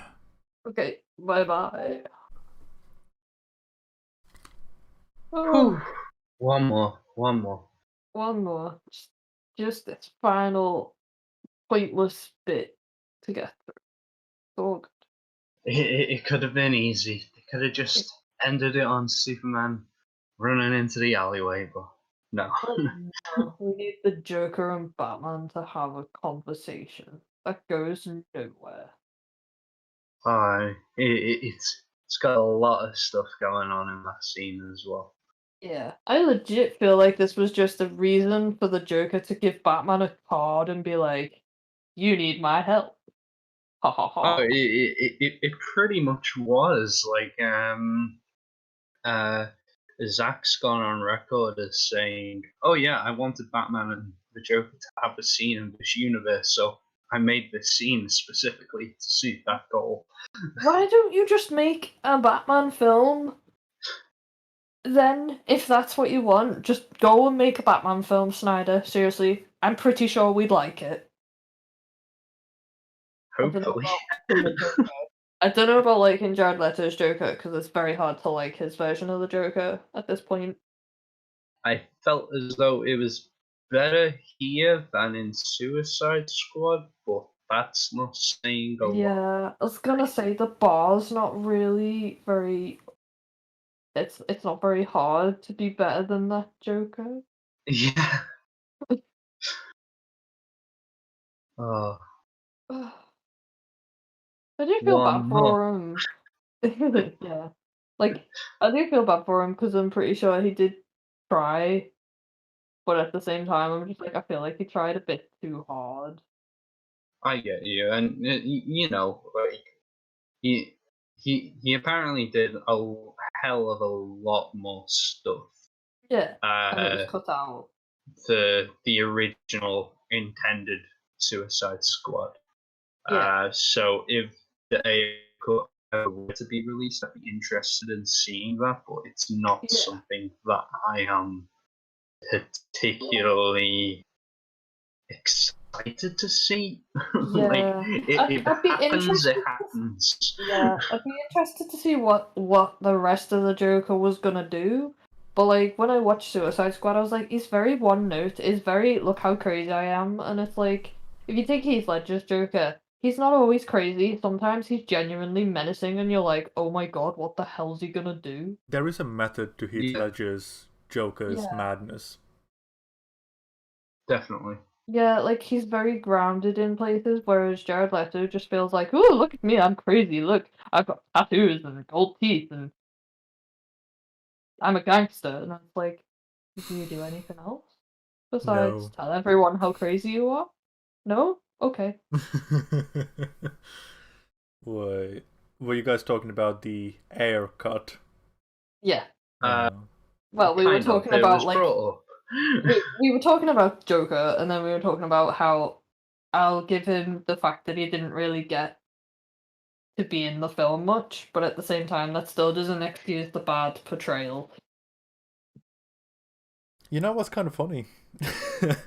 I think I brought this up in a previous episode, but there's a Frank Miller All-Star Batman and Robin comic where the Joker in that is eerily similar to Jared Leto's Joker, where Yeah, Oh, wow. I've seen the cover of it. It does look very similar, but yeah, with the tattoos and all of that going on, and he's very depressed, and he's like the Joker just turns to a prostitute and goes, "I'm not a funny guy," and I'm like, okay. fucking hell, Frank, get out of Sin City, please. You just kind of stayed there for some reason.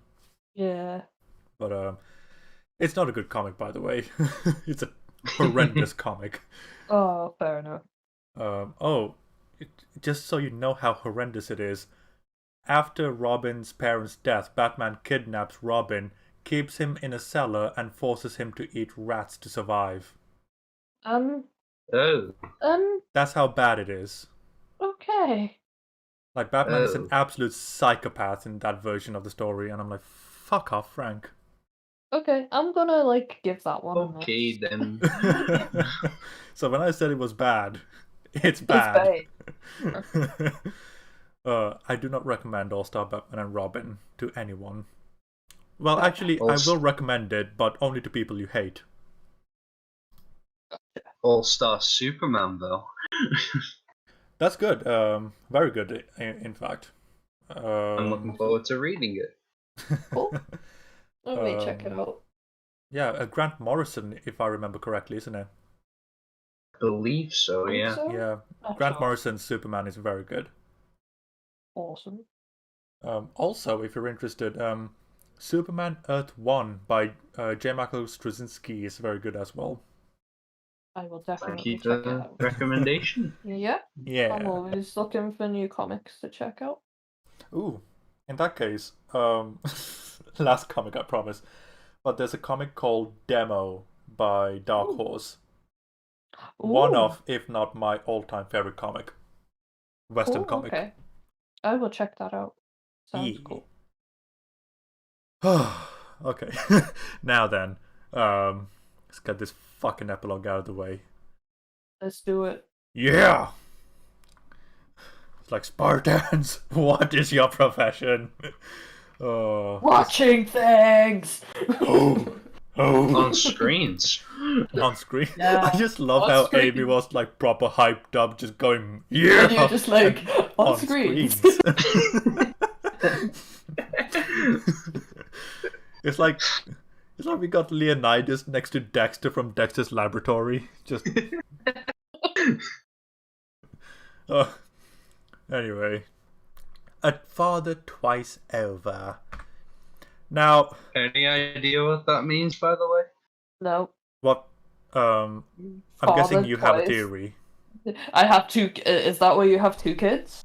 What I I don't know. understand from it is that he's referring to cyborgs, so he's a father to Victor, the son he had with his wife, and he is the father to Cyborg. Victor, the cyborg, so a father twice over. That's what I thought it meant. Okay. Unless, David, you've got something different. No, I was genuinely wondering for theories. Oh, okay. theories. I don't know if that is the case. That's just what I've extrapolated from this mess. I couldn't remember whether they addressed it in the film itself, in Silas's recording, or I think they whether... do, yeah. Yeah, Ew, go away, Amber Heard. Sorry. Oh, It the just popped up on my screen, and I'm just like, go away. Oh, yeah, Get we gotta look at the cosmic count soon, don't we?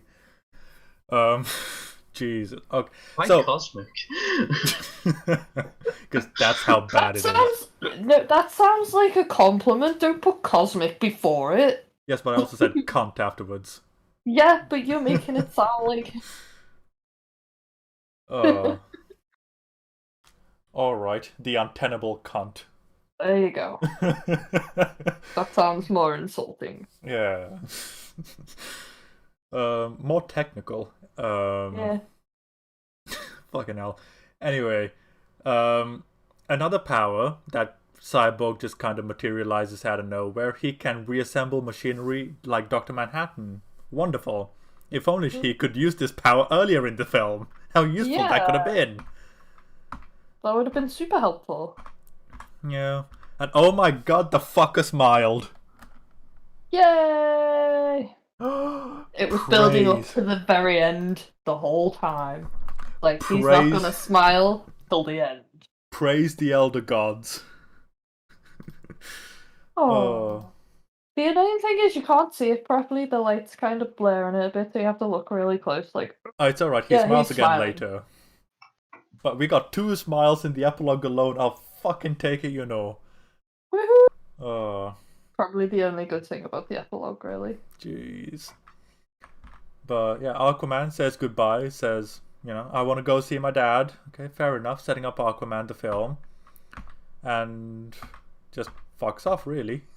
Why did you have to linger on Amber Heard's character for so long, camera? Seriously? Just why?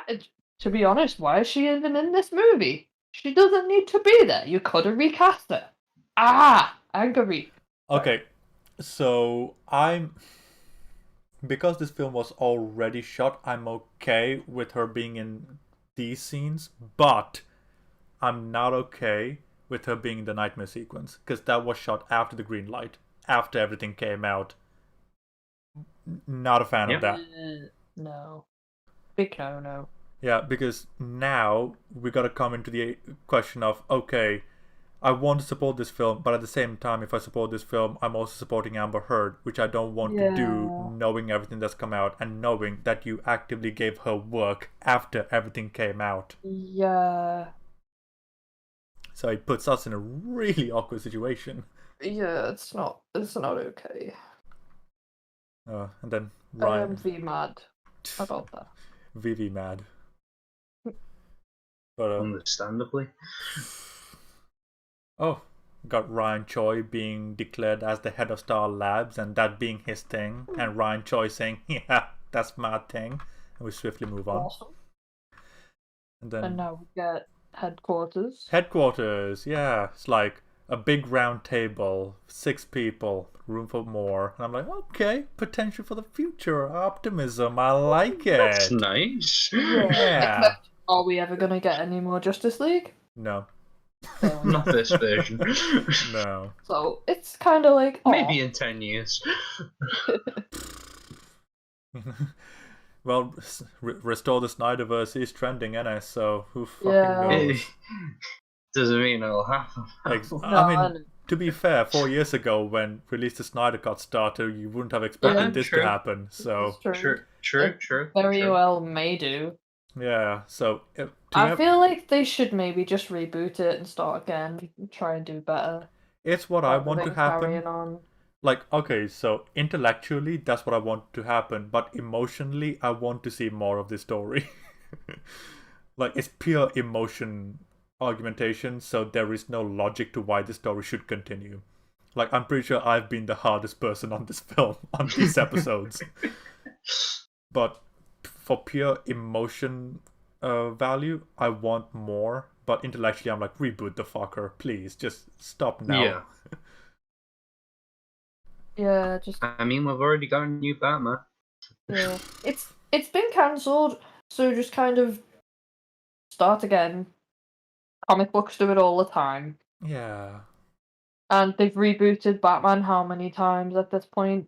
It's people. I don't think people would be really that mad about it. 1, 2, 3, 4, 5, arguably 7 Batmans in live action. There you go. Are we counting Adam West? I feel as though we should. Yeah. Oh yeah, so there was the Batman from the 40s, pre-World War, and then there was Adam West. Yeah. Then there was Keaton, Kilmer, Clooney, Bale, Batfleck, and Pattinson. So 8. Well, Yeah. I didn't count Pattinson to start with because we haven't gotten him yet. Yeah, That's fair. we're still waiting on the Pattinson. But there you go. Like, just instead of carrying on the Snyderverse, I feel like it should start again. Yeah, because it's in shambles right now. It's not really fixable in my opinion because it's just all over the show. If you want to, you can start again and try and fix it. I mean, we've that got way. 20. Okay, so this is about 11 hours so far. 6, so 12. So we've got like 24 hours worth of Snyder Justice League verse content saying this is pretty bad, guys. Yeah. So Nice. If there's anyone out there that's actively watched all of these episodes of this, like, talking about it, like, they are legit awesome. They need a medal or something. They deserve a crisp high five. Yeah. And a cup of coffee. Oh. You deserve something. Yeah. But yeah. Barry goes to see Dr. Manhattan himself and says, I got a job, I got a foot in the door, and they laugh, you got a foot in the door. I do like the line where Barry says, Dad, stop, you're gonna get maced again. I thought that was a really cool line. But yeah, it's like, cool, we're getting resolutions. I love how he's That's like, I nice. wanted nothing. And then Bruce Wayne buying the bank. I was like, okay, cool. You know, a bit of a Bruce Wayne flex. I'm alright with this. I'm wondering why Clark... Oh, go on. I was just going to say, best Superman line since the previous farm scene. Yes! Yep. It's almost like he can only speak at the bar. Anywhere else he's forbidden. It's the only place that allows him to speak. Definitely feels like it. Yeah. Oh god, imagine if, like, in Justice League 5, it turns out that Zatanna was behind it all along. It's like, Superman can only speak at home, never anywhere else. It's like, oh, I put a spell on him for this reason, and I'm like, fuck off, Zatanna. Oh. Yay! We get another smile off Cyborg. Oh, I'm not quite there yet. I'm about to bring up the... Okay, so Superman's back. I'm fine with that. Now, there's world ramifications. A, he's not wearing his glasses while he's Clark Kent. Why? Naughty. Also, I know. How are they going to explain Clark coming back? It's a very good question. I don't know. I guess they could just be like, wait, did they ever say Clark was dead? Yeah, in BVS. Yes. Oh dear. Yeah, they had the funeral for him. So, like, BVS ends with Clark's funeral, with everyone gathered, seeing his open casket body. So it's like, well, it's gonna be hard to explain this, Pops. Yeah, just like, ta-da! He's alive again. Twin brother? I don't know. Oh, a long-lost twin, Jack Kent. Yeah. There you go. That fixes it. Oh my god, Cyborg's smiling hardcore now. Jeez. Yeah, it's a genuinely big old smile. It's so like, yeah. And it's happy. a good smile. He should do more. Yeah. There should have been more smiles in this film. And it's like, there is a definitive arc for Cyborg in this film. Mm-hmm. But it's so unfortunate that it's not nearly as fleshed out as it should be. I feel that way. You cut out the... I feel that way.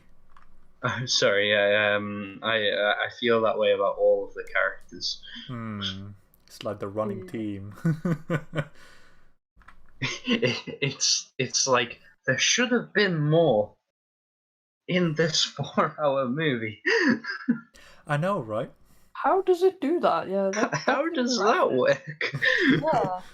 Yeah. But we got the Bat Tank. Bat Tank. Dark Knight Returns reference. Hey. And Wonder Woman looking all Tismy in Greece, longing for Themyscira. Okay, cool. And you know what? Barry Allen is so genuinely happy to just be himself. Yeah. I'm like, Barry, you should have been the focal point of this film. I'm not gonna lie, because you're a bundle of joy. I would have been happy with that. Oh. And He's a then, fun character. yeah, he. Like, Oh. I love the Flash as a character, so part of me is like selfish reasons. Like Yeah, just that like, would have I made me want really more. happy. But Yeah. Yeah, and it's almost like Flash is kind of like the audience stand-in where we're like, oh my Yeah. god, look at all these people, we're so excited, you know? So Yeah. I suppose there's that aspect where we kind of maybe relate to him as a result of that because he's Yeah. so Yeah. excited to see these people. yeah, definitely. Mm-hmm. And then we talked about it already. Superman pulling his top apart and then running to the whatchamacallit. Yeah. And then it should have been the end credits Yeah, because No. guys, it's Would have all been- over. Go home. it's You're yeah. still Why are you here, still go here? Go home. But no. It turns But out no. that Lex Luthor has somehow escaped without anyone noticing. This How? feels like a Joker move. This feels like they are trying really hard to make him into the Joker. Oh. I watched this and I was like, this. To me, it just feels like something the Joker would do. Just- Yeah. Waltz out of an Arkham because he does that all the time. I do like Arkham, the building of Arkham they used though. Yeah, it's very. Like, it's such a superficial thing, but I'm like, yeah, none of this makes sense. But I like the building. Building is good. For what it's worth. Fucking hell. It kind of reminds me of the video game, and I thought the building in the video game was very good as well. It I mean, kind it of, had to be because you have to run around it, but yeah. yeah. Like, a part of me kind of got reminded of The Killing Joke. That's why I kind of like it. Yeah. I get that vibe too. Oh, we are introduced to Deathstroke. Joe Manganiello himself. I do like that casting. I do- love that I like- casting. I liked Deathstroke, and I was like, this makes me sad that there isn't gonna be any more films, because like, it would have been really cool to see what happens with Deathstroke. Yeah. It's a shame because he was gonna play the villain role in Ben Affleck's for Batman. Ben Affleck cast him. So cool. Yeah. Oh, I would have been so excited to see that. Oh, and it would have been peak Ben Affleck in his directing era as well. It'd be like, oh my god, what a film that would have been. Hmm. Oh. I love how it's called Arkham Home for the emotionally troubled. I'm like, should I be in there? Because technically, having BPD, they refer to you as emotionally unstable. So I'm like, But are you troubled? one time, I am. I have troubles. Oh, okay. I'm kidding. Okay.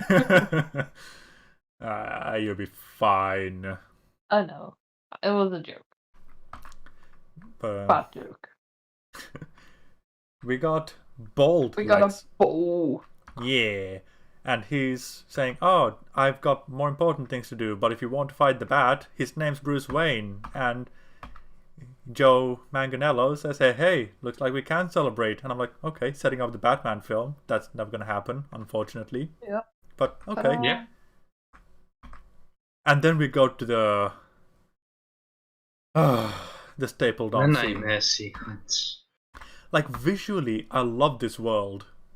I'm not gonna lie, I love it. It's a cool design. I like the world. Design. It gives me Mad Max vibes, but I just why are you here? Yeah, and it's like, oh, and then why is the fucking strawberry flavored, magnificently untenable cosmic fucking cunt in this scene as well? Oh, Yeah. okay. And she has the fucking audacity to say, who have you ever loved? And I would like to ask that question of you, you fucking piece of shit human being. I have a big Yeah. issue with Amber Heard, if you haven't noticed. Why is she British? I want to know. I don't 'Cause know. she wasn't British The before. What? accent's all over the place between this and Aquaman. Aquaman, she's theatrical American. cut. In Justice League, she's British. I don't know why. What I is don't- she in I the don't- theatrical cut? Is British. she I also don't know. British? Yeah. Oh, Yeah. okay. What? I don't get it. But seriously, why are 'Cause, you in this movie? Go away. Get out. Literally, all that was added by Joss was like an ADR line, a literal line by Amber Heard, and even then, like it was just the one scene, and she was just speaking with a British accent. So strange. Yeah. But then the Joker turns up. And I love how when the two of them are talking, it's almost like I can imagine the rest of the guys in the group going, should we stop them? It kind of feel awkward right now. Yeah. It feels like we're intruding. Yeah. And then the Joker talking about jerking off Batman while killing Lois and Robin. And then Batman holding Harley Quinn as she's dying and shit like that. I'm like, okay, there was potential here. Don't know why it's in this film, but hey, fair enough, I guess. Yeah. I'm like, if you really wanted the Joker, Snyder, why didn't you just make a Batman film?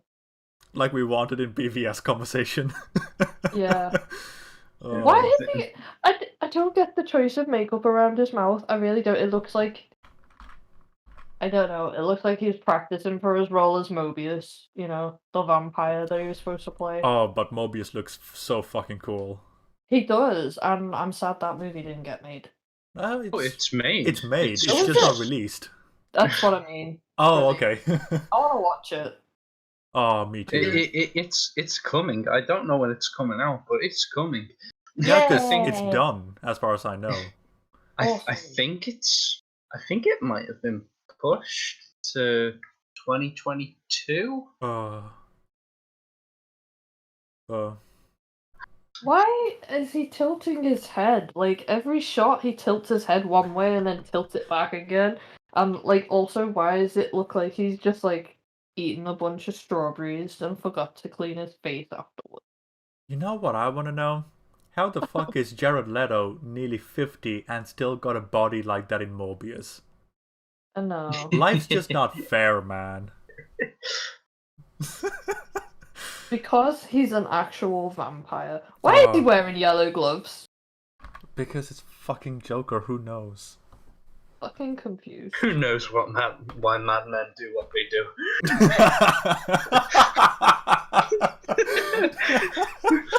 John Cena. To quote Peacemaker. The only reason the rest of the cast can be shit as long as John Cena is peak John Cena in that film. Who knows why madmen do what they do? It's like, what is with your voice, man? Also, why is he shaking his head like he's getting ready to motorboat somebody? I'm done. Well, why? Because it's Jared Leto, method actor. It's so bad. Yeah, the conversation in itself is kind of basic, where it's like, oh, who have you ever loved? He had parents once. Like, be careful. It's like, yeah, I killed Lois and I killed the bird boy. It's like, that's not being careful. Like, I promised Harley I'll kill you. Oh my god. Like, for a second I thought you were serious. But I know you're not. And that's it. Yeah. That is the scene, but it takes much longer than what I just did. And then Deathstroke, in his infinite wisdom, asks, is it a good idea to bring him along? And I'm like, at this point in time in the journey, motherfucker, it's a bit too late to be asking that question. Yeah. Because it feels like you've been at it for a while. Like, you can't be telling me you just met up with the Joker. He had to be traveling with you. So why are you questioning this now? I feel as though this whole scene just feels completely tacked on for the sake of it, and I know that's because it is. but like, they could have done a better job at integrating it into the rest of the film a bit more. Yeah. Whereas the way that it is, it's just I struggle to watch it. Yeah. It's okay though, because we get the third instance of a reused scene. Haha. No. Superman comes down and it's the exact same look and shot they had in BVS when he comes down in Africa Bro's home. But this time with the red eyes, so he's evil. The Joker laugh's just so bad. I do not like this this representation of Superman. A lot of people didn't. One of my friends said they hated the fact that Bad Superman was in the red and blue outfit. It's so it it I don't know how to describe it really, but it's like It's they perverse. spent Man of Steel, and you learn more about the character through dialogue of other characters rather than from Clark himself. And then BVS, as we've talked about, doesn't get much to do, but there's two opposing sides on what people believe Superman to be. Is he a good guy or is he a bad guy? For a lot of the film, he's vilified, including by Batman himself. And Superman's doubting himself as well, and then he dies, and then he's all praised as a hero for some reason at the beginning of this film. And then you get to the resurrection scene, and he's going crazy, trying to attack the Justice League, and then you get to the nightmare sequence, where he's gone full murder. bad guy. And I just don't like it. It feels very... It's perverse is the word I would use. Yeah. Definitely. And it feels like, especially for this scene, it feels like whiplash going between the different the different takes on this specific version and of Superman and how he's viewed and what his actions are like. It's just kind of uncomfortable to watch. Yeah, I've never been a fan of making Superman the villain in it. Like, I get Injustice was trying to make a point, and it's better executed than most ideas, but even then, I'm like, Superman was absurdly evil in Injustice. Yeah. And I get that's the point, but the evil. like, that is a level of evil that I'm like, holy shit, like, that transition was way too fast. And yeah, I feel even like here, it'll take a few things because like he's already lost people, so like Lois dying, I don't feel like that would make him evil immediately right away. I feel like it would gradually happen, like yeah, it would over be losing a bunch of people, not just specifically Lois. Like I understand why that would make him angry, but I don't see that making him evil. I feel like he would like grieve before he was evil. I'm trying to remember the Injustice comic, but I'm pretty sure if I'm remembering the comic correctly, Lois was pregnant with their child at the time when she died. Yeah, okay, I'm thinking of the right one. So I can understand why he'd be pissed off at the joke and why he killed him. Cool. Yeah, I understand that. Like, I could still see him doing that, but I don't see him immediately just going evil and completely... Going full on Hitler is a bit too much. Yeah. Like, I feel like if he was gonna go down that path, it would slowly happen. Like, this film has... This is the thing, nothing is fucking explained. Like, if this film... It's not justified. No. Yeah. For example, they had a previous nightmare sequence when Cyborg started to juice up in the Kryptonian ship. Now, if in that moment, because the Kryptonian ship had the knowledge of 100,000 worlds, apparently, if it was trying to say, okay, anti-life, this is what it is, it drives people crazy when they're in their lowest moment of grief. Okay, so we see Darkseid walking up to Clark. Okay, we can make connections. Darkseid manipulated him using the anti-life equation to make him Super Hitler. I'm like, okay, that's a reason. We don't get any of that in this film. Yeah. And the only reason I know that is because of the fucking comics, and even that's not accurate in this fucking film. Yep. Can it did feel like Snyder was trying to set up an Injustice type storyline. Yeah, because I'm pretty sure one of the Justice League films was supposed to take place solely in the Nightmare world. I believe so, yeah.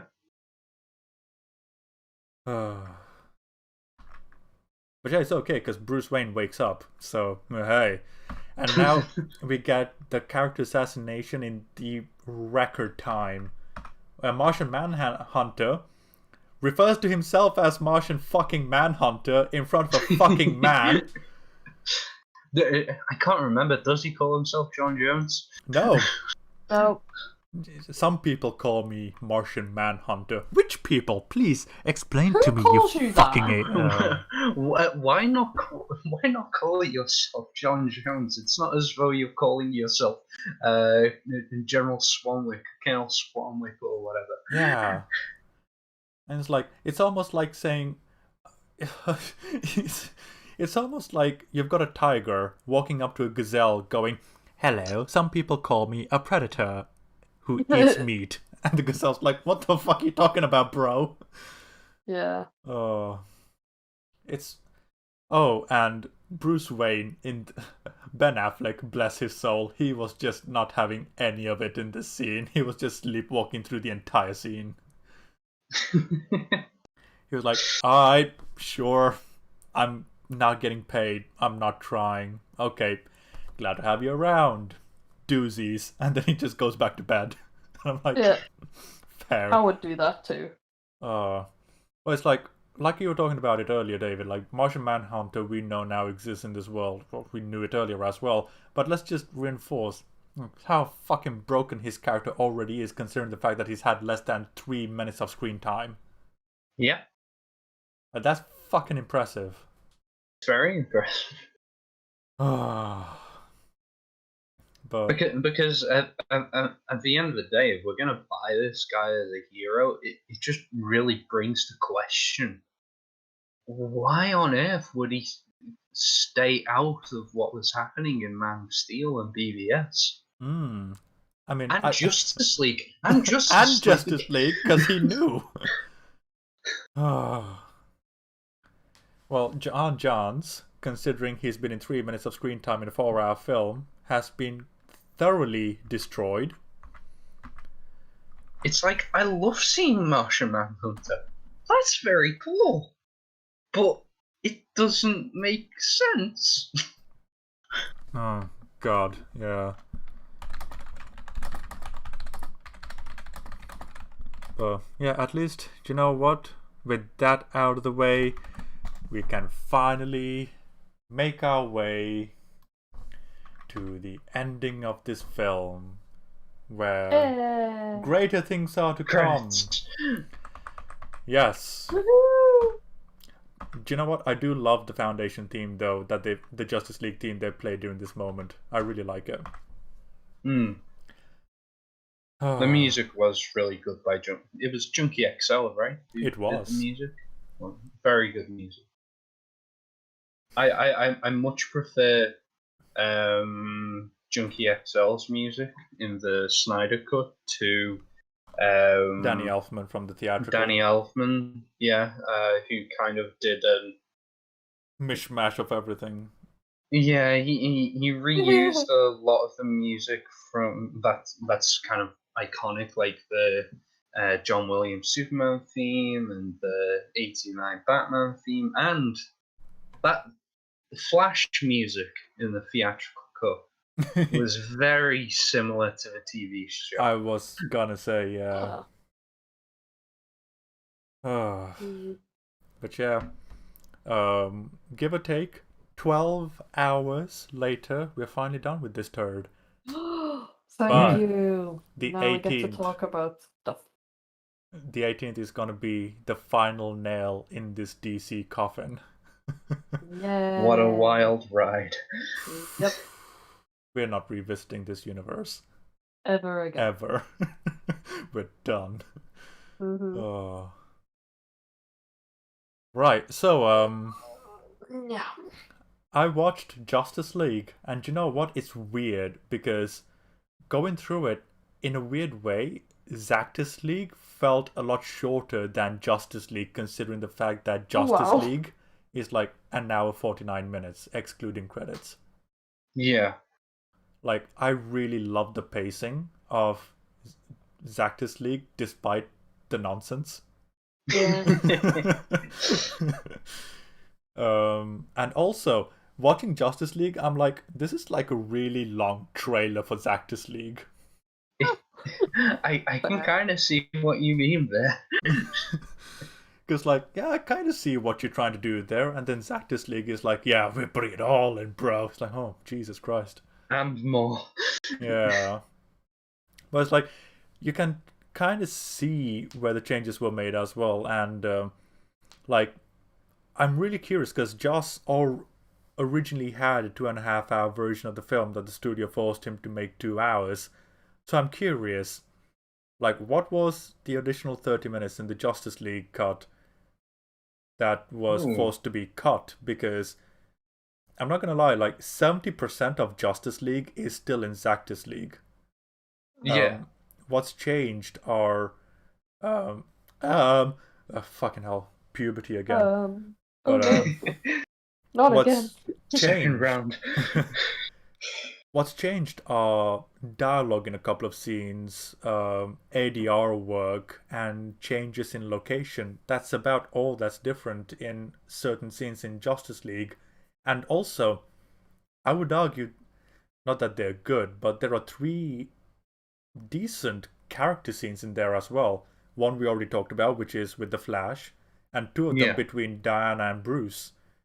So, there are 3 decent scenes in Justice League which I wish were in this version of the film. But yeah, ultimately I'm pretty confident in saying that, okay, so this is a really hard distinction to make because, like, Justice League and Zack Snyder's Justice League are pretty much in broad strokes the same film, and they are both terrible, but one is shorter and one is longer. That is the main difference, and one suffers a lot more as a result of it. If I were to give an analogy, it's like, imagine 2 humans. One gets shot and dies quickly, and that's Justice League, and one gets cut 1,000 times and dies really slowly, and that's Zactus League.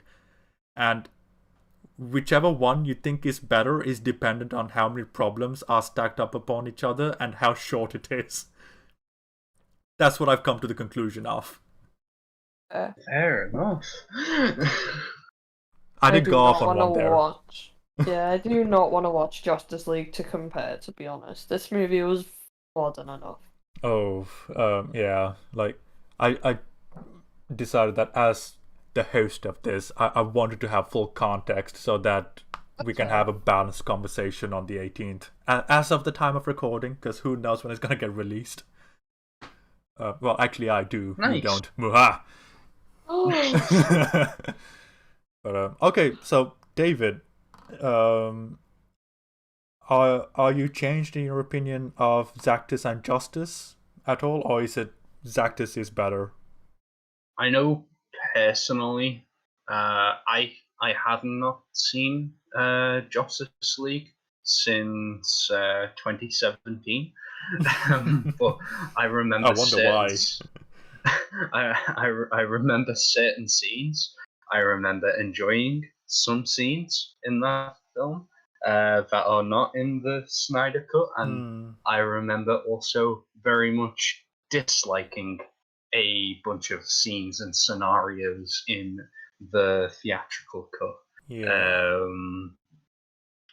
And when it comes to the Snyder Cut, I think, as we've discussed on this podcast, there are a lot of flaws with the film. However, and it is very, very long, very unnecessarily long. But I would say that I found more enjoyment in the Snyder Cut despite the fault. Yeah. Same here. So, like, it's splitting hairs in terms of, like, intellectual comparisons, because it's like trying to find the difference between a 2.1 and a 2.15. It's like a negligible difference, but I'm sure one of them's worse. It's just what are the parameters you're using to determine that? That's the issue.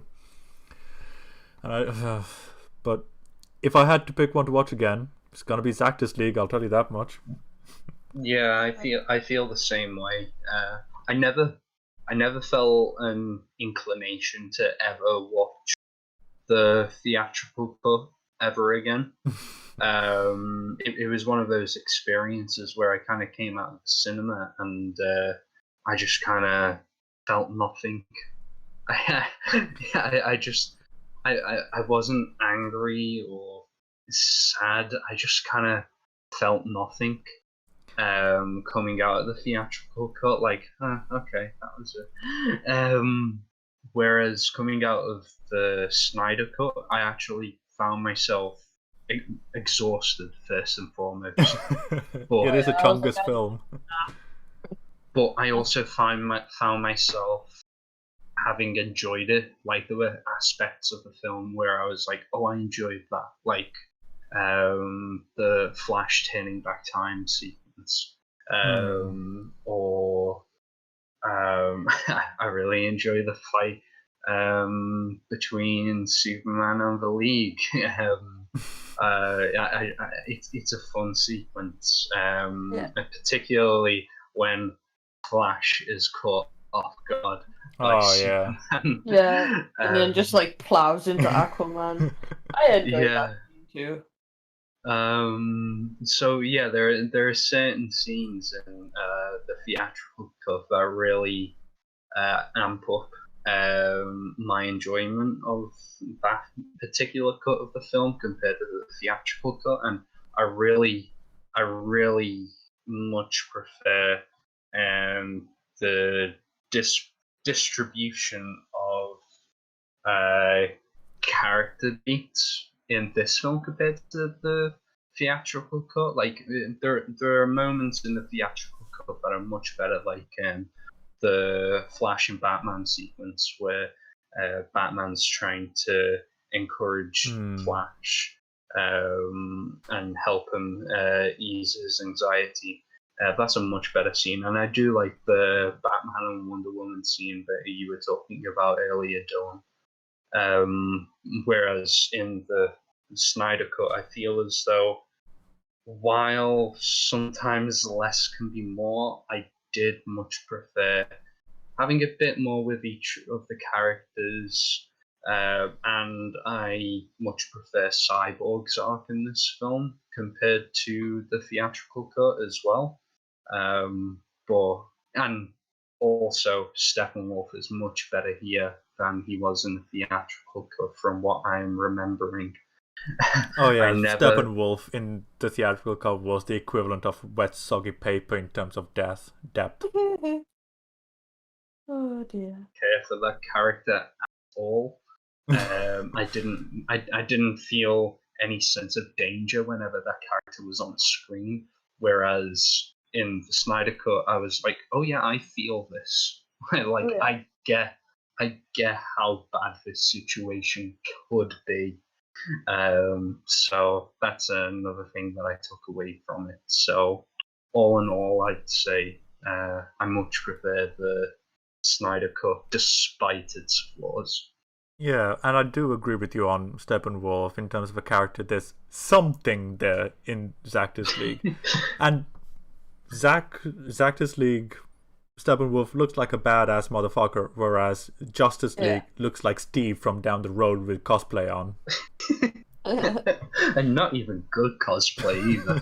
Not really badly rendered cosplay. Yeah. Yep. It's the type of cosplay where you see it and you're like, See, if you're looking at it from like 50 meters away, it might look good. But when you get up close, it doesn't. It kind of looks like he's started a cosplay and then ran out of money and couldn't finish it. And tried to make do with paper mache. Yeah. Okay, so compared to where we started this conversation and where we ended it, 12 hours later, where does this film rank from the films that we have spoken about so far in this arc, in terms of quality, intellectually and in terms of your personal emotions, where does Zactus League rank from the 5 films? I think for me, both, it goes above Wonder Woman 84. That is still, in my opinion, the worst DC movie that we've watched. Mainly because even though there were so many problems with this movie, I would argue the acting is still significantly better. And we didn't have to worry about rape, which is something. And there fucking weren't hell. things. Although they still put Amber Heard in this movie, so still problematic. Well, there is a fucking abuser in the film, but at least it's not related to the narrative. That's a blessing. That's true. Yeah. Also, like, there were just too many scenes in Wonder Woman 84 where I was just like, that's awful. Why is it there? Also, just it was just everything was bad. Like, at least in this movie, I enjoyed myself in parts. Like Yeah. in Wonder Woman 84, there were not any parts of it where it's like, oh, I'm enjoying this. I was just like, this is stupid, or this is making me a bit cross, or is this movie gonna end yet? And I had some of those like feelings when I was watching this movie, mainly that is this film gonna end ever kind of sentiment, but like I still enjoyed parts of it, and I was still like, ooh, I like this character, and I was like, I want to know what happens next. After a while with Wonder Woman 84, I was like, you know what? I don't even care what happens anymore. Cool. So, in terms of quality, you'd put it above Wonder Woman 84, but it would still come fourth in your list. Yeah. Okay, and in terms of enjoyment, where would you rank it?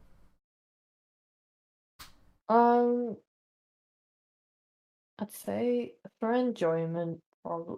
Oh, actually, no. Actually, I do want to put it above Wonder Woman as well.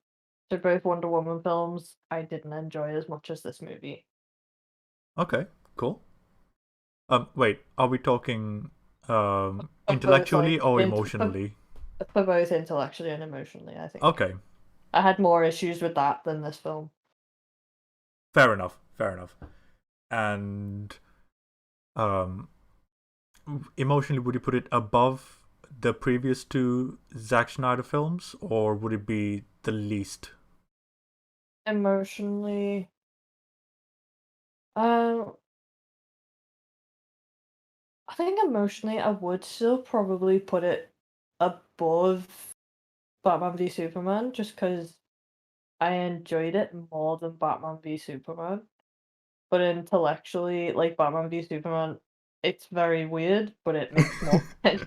I know, that's not what I expected to come out of this with, but here we are. It makes sense. It's coherent. It's really weird that that's the one I would put at the top, but yeah, here we are. Yeah. Right. Okay, cool. So it is at the higher end of the tier list emotionally, and also like intellectually, for me. Okay, that's cool. So it would rank 3rd intellectually and 2nd emotionally for you. Yeah. Cool. David, what about you? I think intellectually, it's definitely above Wonder Woman 1984. That would be at the bottom. And then when it comes to the other films, I'm not too sure, to be particularly honest, because I feel as though they've all got the problems that weigh them down. Like it's not as though there's one where I'm like, oh yeah, this is great. Yeah. Oh yeah, no. They're all Disney. I'd love that to be the case, but it's not the case. So I'm not sure about where it was ranking intellectually. I think I'd probably put Man of Steel at the top for me in terms of that, personally.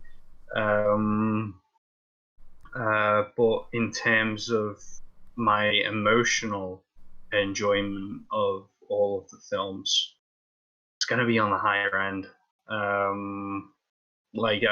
I'd say for me, probably goes emotionally. Wonder Woman 1984 at the bottom, then BVS, then I'm going to say Wonder Woman, then Man of Steel, and then Justice League. Ooh, wunderbar, wunderbar. Oh. Interesting.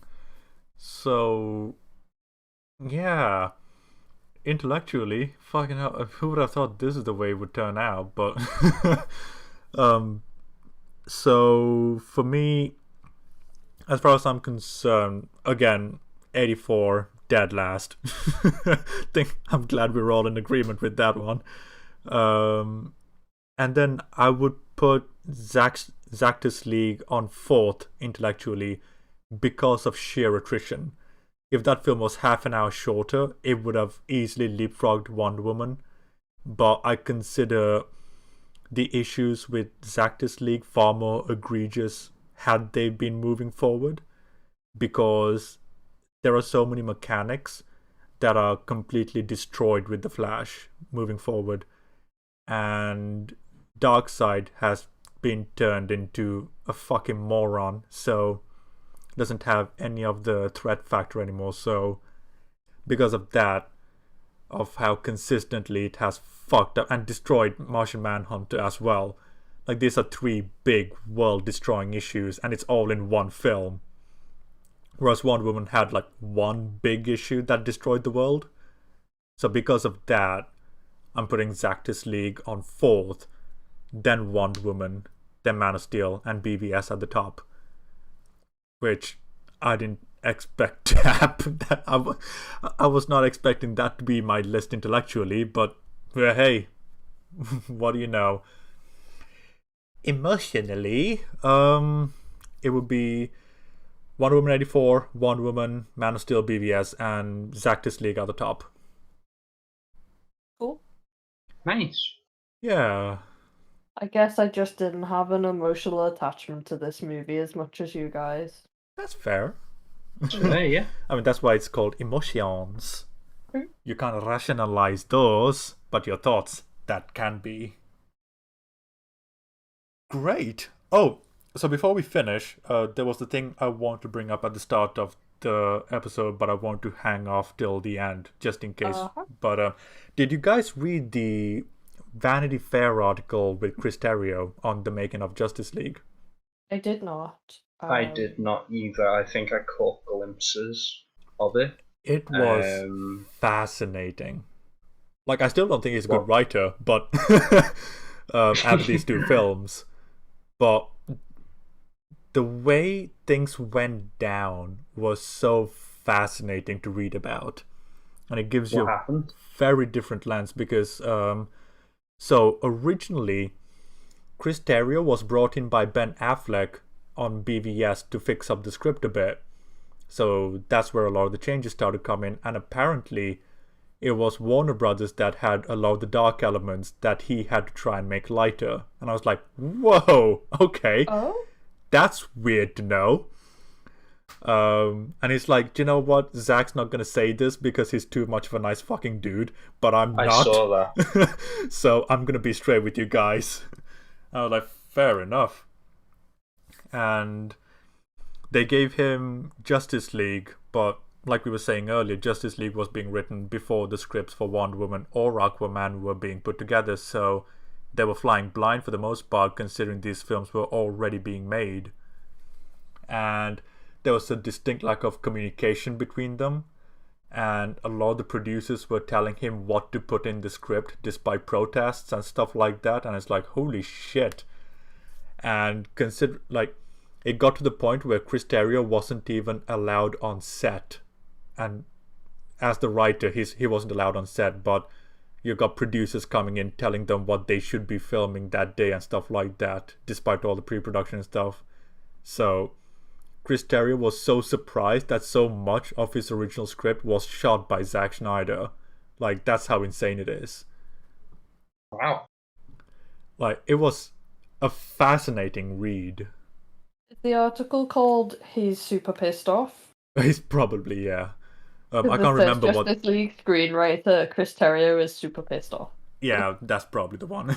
I didn't read the headline. I just saw Chris Terrio interview and I just kind of read it because it was related to Zactus League. But Yeah. it was a really interesting article. And what I gave was just the spark notes. He goes into excruciating detail about the events. It's wow. Well, I'm going to put the link up anyway. But I go If on. anyone wants to read. Did Chris Terrio write a nightmare sequence in the Martian Manhunter one? I think those were Zach. Ah, okay. I could be wrong though, but as far as I know, those were Zack Snyder editions. Fair enough. Yeah. How long was like that extension of the epilogue? 10 minutes. 10 minutes. Yeah, give or take 10 minutes. It felt more. I know. But do you know what? Because I've been watching the appropriate chapters for the week we're talking about them in the Justice is Grey version, and I prefer Justice is Grey to base Justice League. I think the black and white version is much better in its look. Nice. Maybe it's just because I like black and white. I don't know. Black and white's really good. I love black and white. I love the 4x3 as well. Not even just like classic films, but some conversions like that were once in color and have been made into black and white, and they look Like, really good. Like Logan Noir, Black and example. Chrome. It's a really good look. Yeah, and then I don't know why. I've never seen it, but Sin City, I guess. But Sin City's fucking awesome. That's got its whole own distinct style to it. So yeah, with like I kind of even like the 4x3 as well in this film, even though it's not executed great, because you can see some scenes were clearly not framed for that. But yeah, I really like the 4x3 for Justice League. But I thought it worked really well. Right. So, I won't keep you guys any longer. It is getting close to midnight. So, do you have any final thoughts before you like to say goodbye? No. I can't think of anything to say. No, I'm done. Just let me go. I think I've said a lot. I mean, we've been talking about this movie for 12 hours, and we're going to talk about more of it again. Yeah. Just a huge cast of people with our own Justice League, if you will. It has us united. Room for more. Oh, yeah. Yeah, I'm pretty tuckered out as well. Like, after 12 fucking hours of this film, I'm just kind of ready to put the nail in the coffin and just never talk about this intellectually again, because I can't handle it. Yeah. I think all that I can really say is that this has been an experience talking about Justice League. And while I enjoyed the film, despite its flaws, I do think that there are some flaws that really stick out. Like not only just in Justice League, but in the prior DC films, and I think that it can be done better, and hopefully one day we will get a Justice League movie and other accompanying projects involving DC characters, particularly like Superman, that will work as better representations of the characters and serve each of the characters to their particular strengths and present them in a good light. Here's hoping, dude. Here's hoping. Right.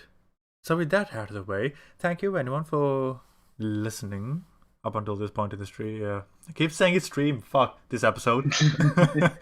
I hope you had fun. Because why else would you be here? Yeah. But I've got a profile picture lined up for next week, and I'm looking forward to revealing it. It's gonna be so wholesome. But is it Peter Serafinowicz from Shaun of the Dead? I will take your word for it. But yeah, thank you everyone for watching, and yeah, I look forward to catching you guys next time. So take care now.